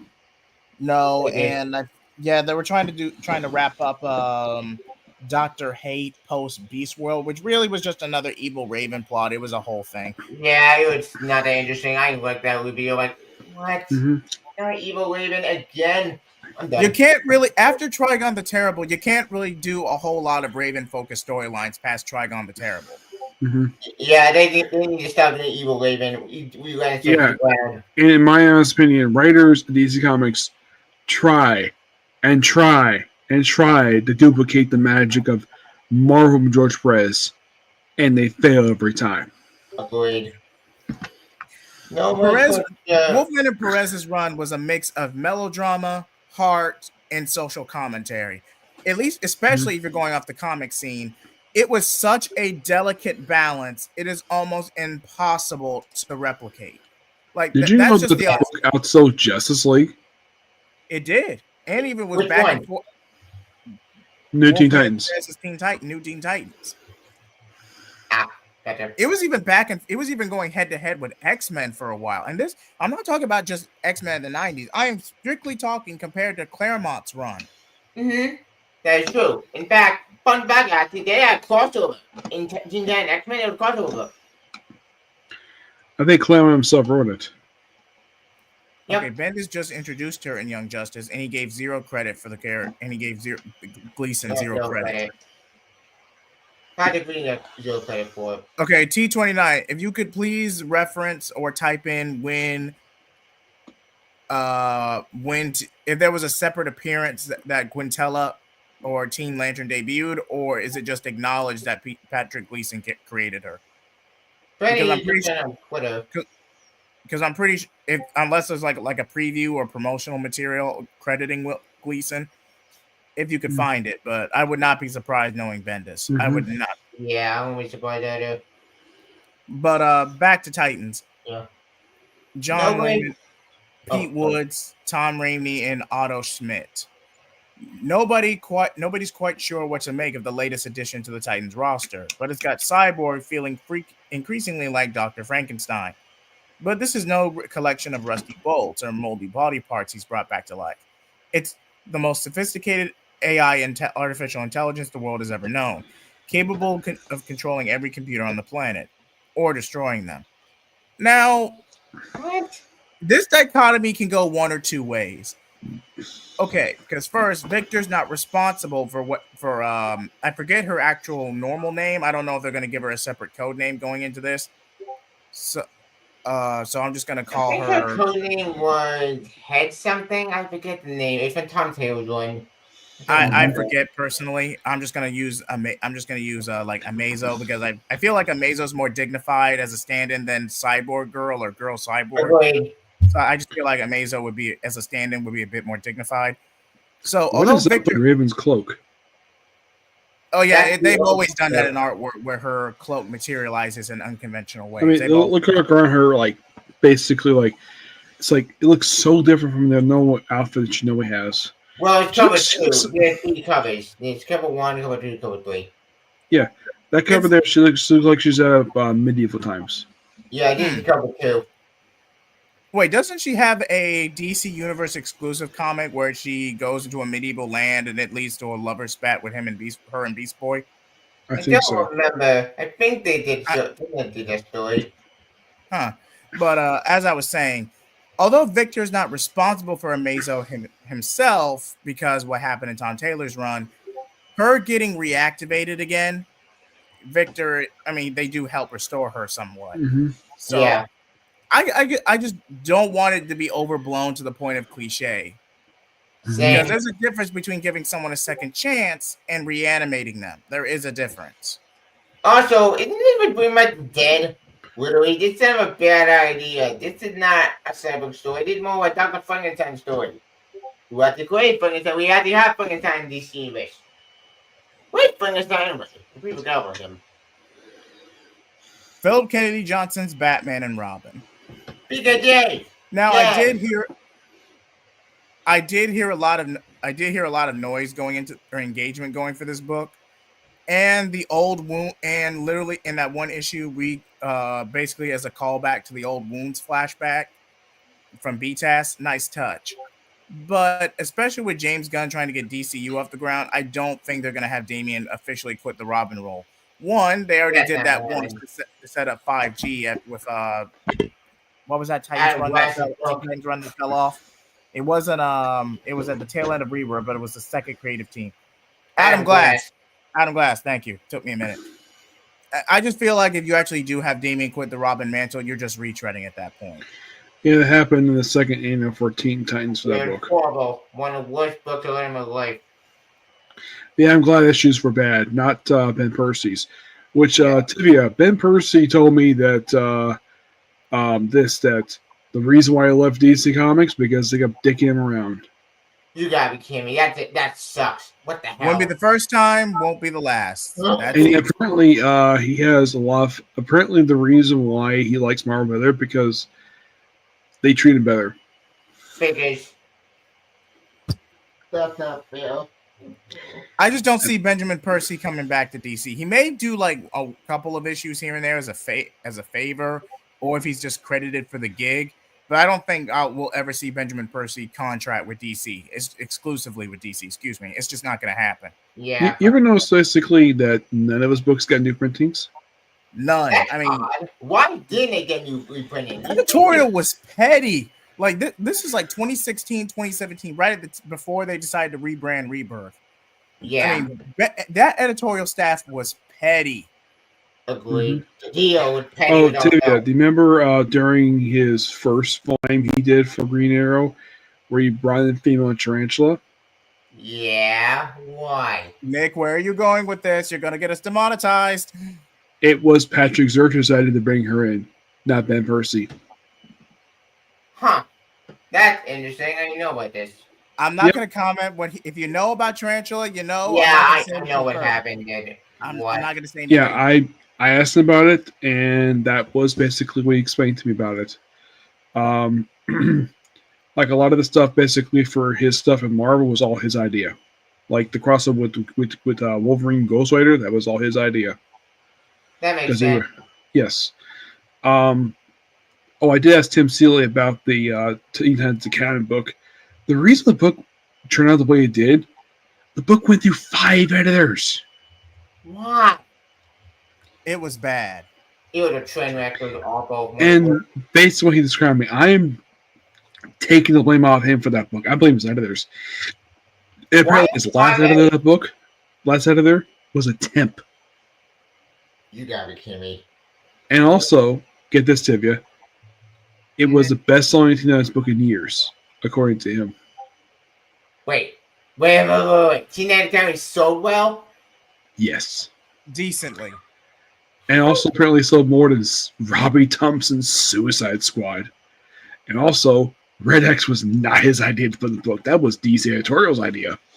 Of course, because the 5G stuff. Wait, are we talking about the Glass Run or Teen Titans Academy? Teen Titans Academy. Okay, thank you. Teen Titans Academy sales-wise was decent, but the book itself was a disappointment. I would say Teen Titans Academy was more of a disappointment than anything. Oh, and also, do you know his Shazam book he did? Guess what the original title of the book is going to be called? What's going to be called?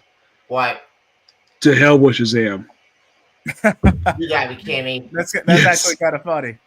And that they were going to publish that, but he later changed it to Shazam, so they changed the title to Hell and Back. With Arthur sucked. With Arthur. But back to this. Written by Philip Kennedy Johnson, art and cover by Javi Fernandez, variants by Juan Ferreira, Danny Earls, and Marco Stentucci. It's a true to be. Yeah, I Robin did has see him been at Comic Con recently. I thought he was doing an amazing job with this book, and he thanked me for it. It's Like good for what it this is. book and his Incredible Hulk book was amazing. I dropped it kind of hope a long time ago, but I got so bored. But I did think the book was good.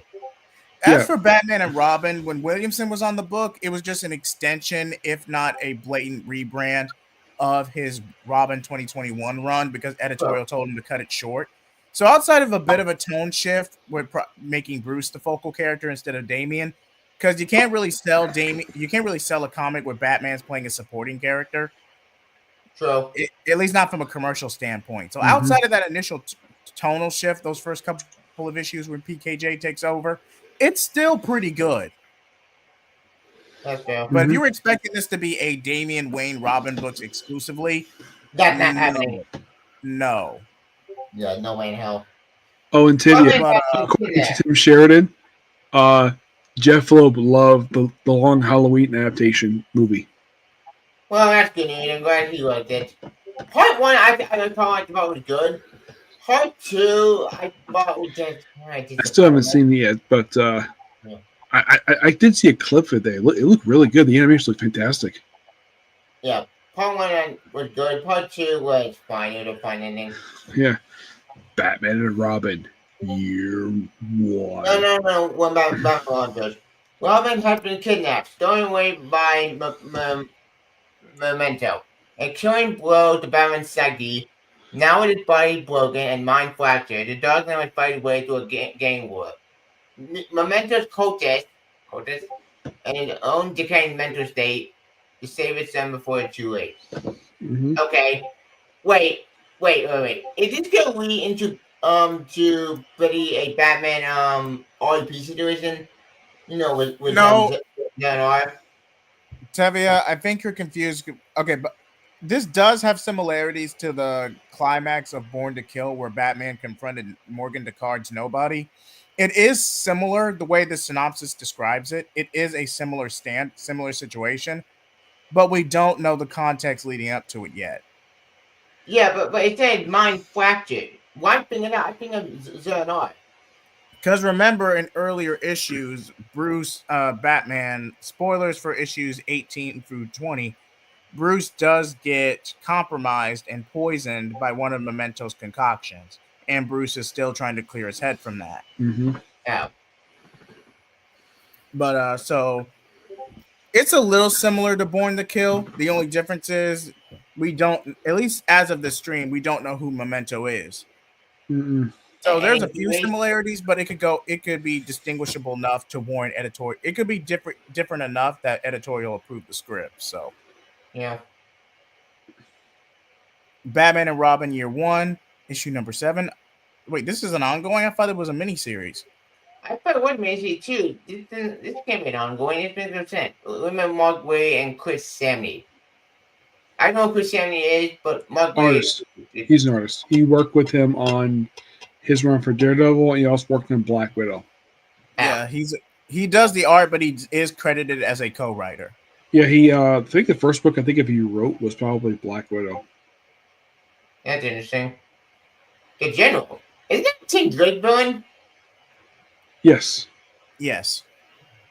So if this is about the Year 1 Batman integration, why not have Tim Drake involved in the story? I have no idea. That makes no sense. I don't get it. Neither do I. The General is on the hunt for the man behind the mask and is on a warpath. As the dynamic duo continue to stretch themselves thin and tire themselves out, stopping various threats around Gotham, the General's threats closes in on them. This should be a Tim Robin story, not a Dick Grayson story. Mm-hmm. Metamorpho, the Element Man. By Al Ewing. Wasn't it a miniseries? Huh. It looks I like thought it's this one. ongoing. Wait, I know this is movie synergy, but how come Mr. Terrific series is a mini series, but Metamorpho gets an ongoing? I have no idea. No, I'm not even trying to claim unfairness or anything like that. I'm genuinely curious. I'm Mhm. curious too. Yeah, the thing with Metamorpho, prior to this book, last time he had a book was ongoing was back in the 70s. That was written by Bob Haiti as creator. Written by Al Ewing, art and cover by Steve Labier, variants by Rafael de Torre. Please tell me we're almost done. With the malevolent mastermind Cyclops now ruling the earth and sky, Metamorpho has no choice but to enter the realms, entering the raw realm, summon fire from the heavens themselves, and unleash the secrets of the gods upon a fearful humanity. In his own Mhm. fab, Yavorg and Ultra Marvy style, Al Ewing and Steve Labier swing for the solar fences as the new age of Metamorpho goes cosmic. Hmm. I Two think we're Face, almost. I think we're almost halfway through. I think Well, so. we're almost done. I think. Two Face issue number 6. This is basically the Judge. If you remember the Judge episodes from BTAS, that's pretty much this comic. I think I remember correctly. I think it was in the final episode of New Batman Adventures. Kind of. I think there was 2 more I episodes believe so. before we get to the judge. I don't Yeah, remember. when they knew who it is, I'm like, really? Yeah, Given how he acted, it was weird. yeah, it It's made like, no oh, sense. And let's start the book on Riddler with cutting with a freaking sword, or basically trying to injure the Penguin. I'm like, what the heck is this? And then the Judge is actually Two Face. Really?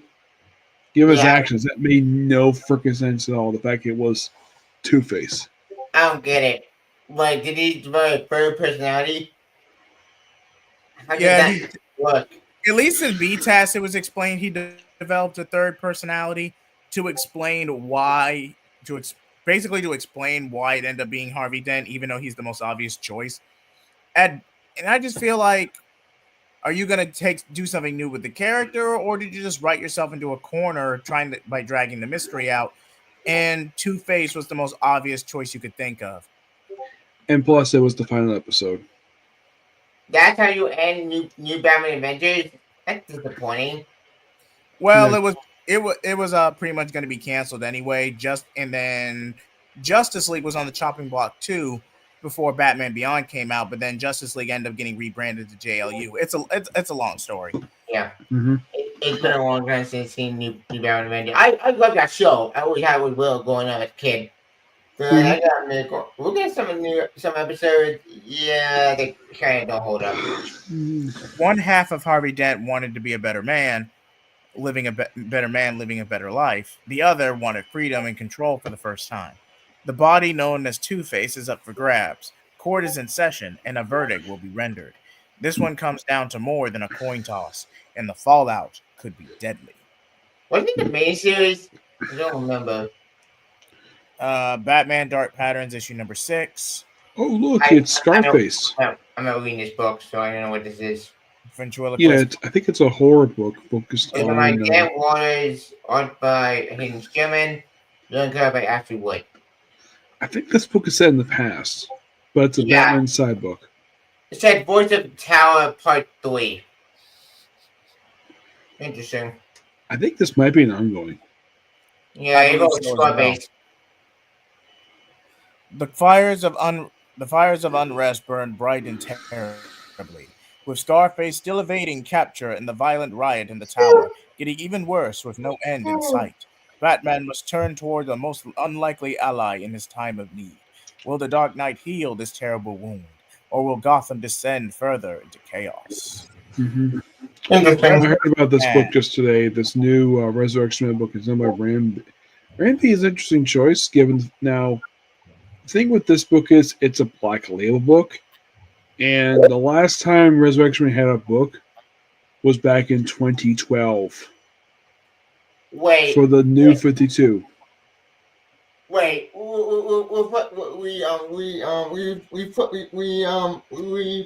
Refresh my memory for a sec. With man. Mm-hmm. What happened to him at the end of that series? He just walked off. I think he may have popped up once after that, but this is a character DC's done nothing with in years. And then we get this miniseries. Okay.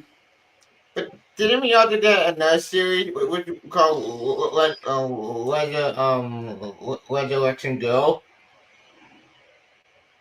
DC I forget the name.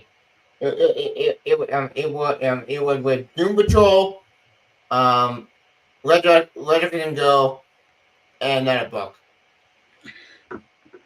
Not that I remember. Oh, it's DC versus vampires. The book is still going? Seriously? I thought I think Rosenberg does this book. Yeah, Matt Rosenberg. I'll admit it's not as good as DC's, but it's pretty good for an Elseworld story. Yep, he still writes it. Yeah, Matt Rosenberg, Shane McCarthy, and all by Arthur Smith and Fabio Various. 9 of 12. The Darkseid's hold on this book. With Darkseid's hold on the planet growing tighter, the fragile alliance between heroes and vampires may not be strong enough to take him down. But as luck would have it, someone knows how to save humanity. Unfortunately, it's the last person you want. Guided by Dr. Fate and the Phantom Stranger, it's John Constantine to the rescue. Hey, look at it. DC X Sonic the Hedgehog. And I'm just gonna say this. Why is Silver not Martian Manhunter? I have no idea. I mean that okay. I get why you wanted to make Knuckles Superman, but I just can't see it. I just can't see it. I see it. It was a Flash. Batman? No, that's awesome. So get the Flash. I think that's Rogue. I think that is the one, the pink hedgehog. No. That's Amy. Amy, she's the one dressed as Wonder Woman. Who's one dressed as Flash?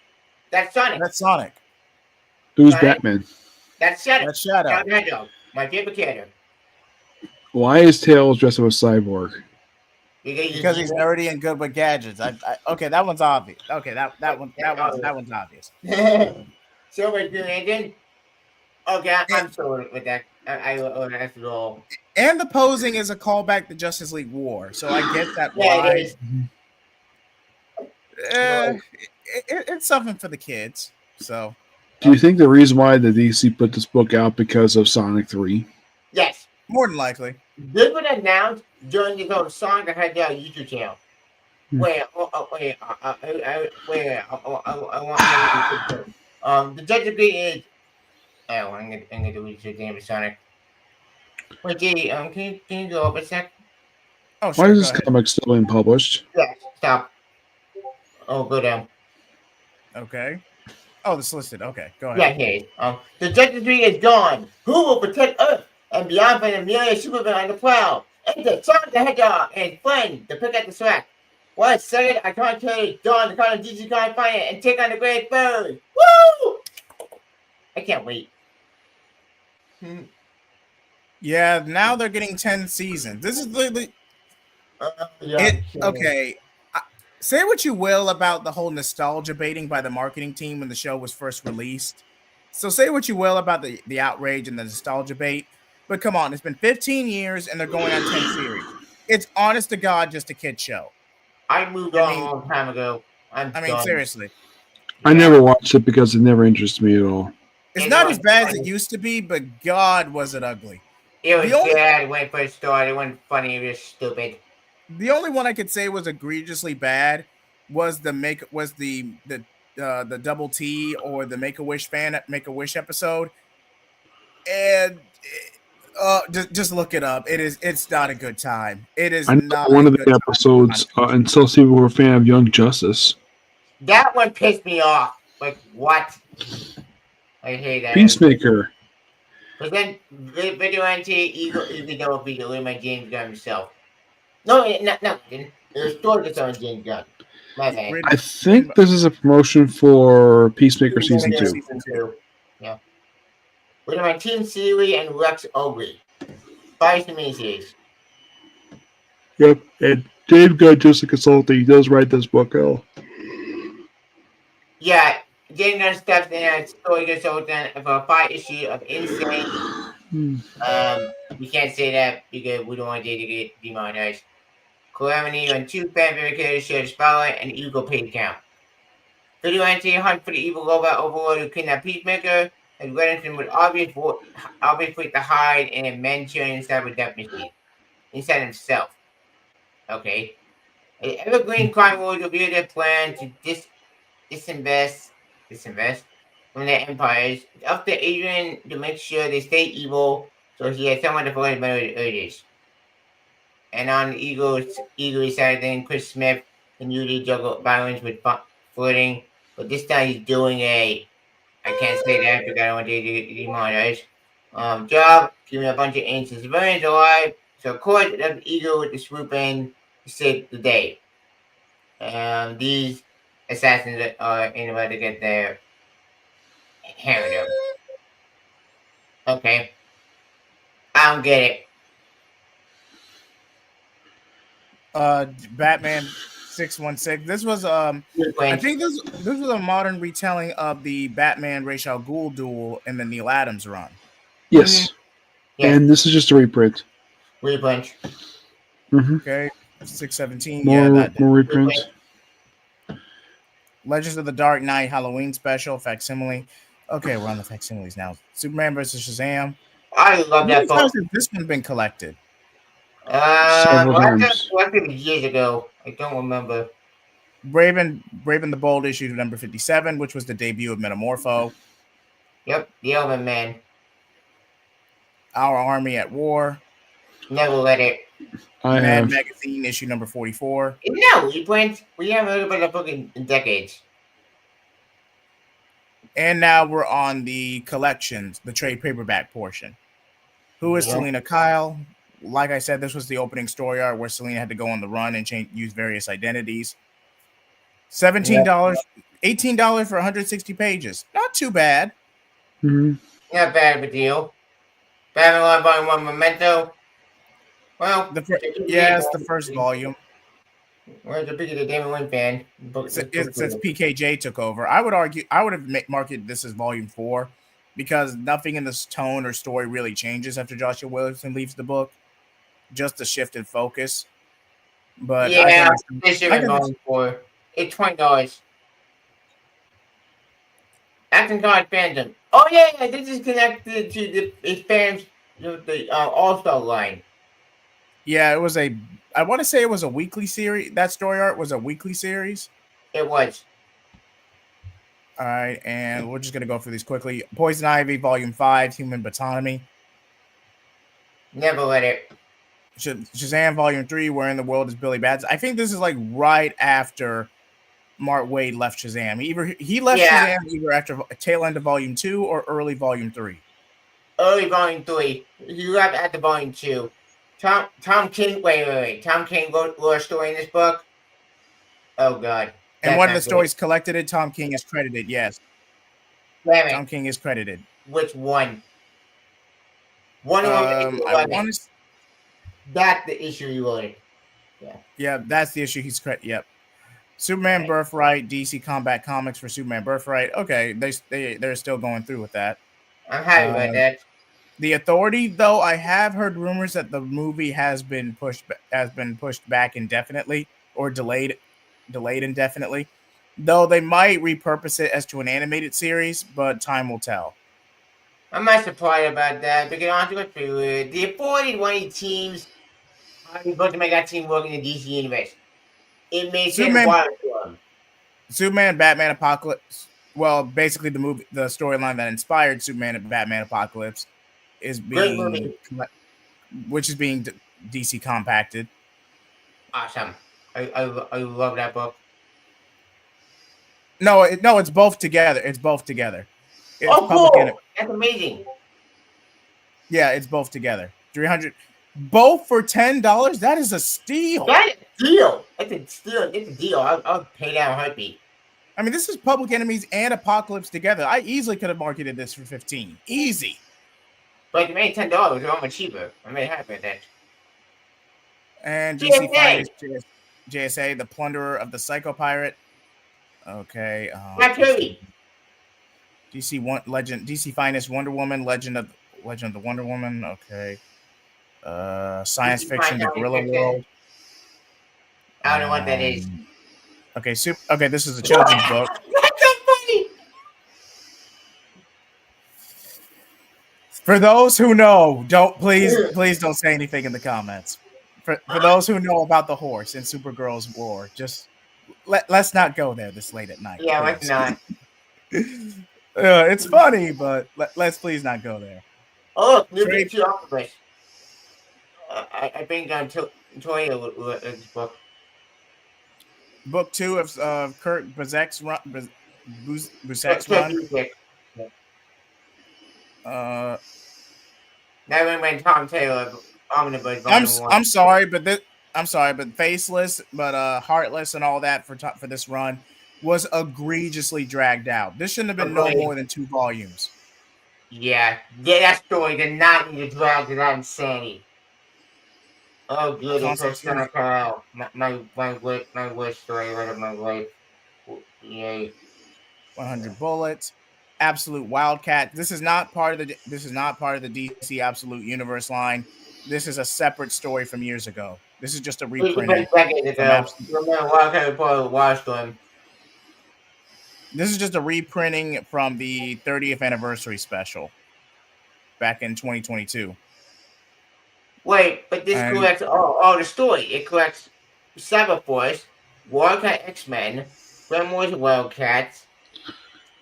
Oh, wait, no, and an unpublished second issue by Grant Morrison. Volume 2 of the George Perez run. I really need to get that one. It is a classic. Yeah. Mm-hmm. Flex Mentor. Oh, I know him. He's from Doom Patrol. Yeah, this movie series nothing to do with Doom Patrol. Shade, the Changing Man. $150. The Superman. Wait, the Superman box set. Hold on, this is okay. It's about 6 softcover editions of beloved Superman stories. Okay. Superman, Kingdom Come, Mark Wayne, Alex Ross, What I Have to Man Tomorrow by Alan Moore, Urban Sky, Tom King, and Superclip. Okay. War Games. Oh, God. This one has not aged well. This storyline has not aged well anymore. Yeah. If you know what this... Okay. Go ahead, Tevia. Yeah, if you know what the story is, the story of the train wreck involved with the 70 Brown started a war because she wanted to say she bet the prove Brown wrong. It blows her in her face, literally, which resulted in 70 Brown getting killed, which is very, very controversial at the time. It took a left turn to retcon that mistake to bring her back to life. That's the whole thing.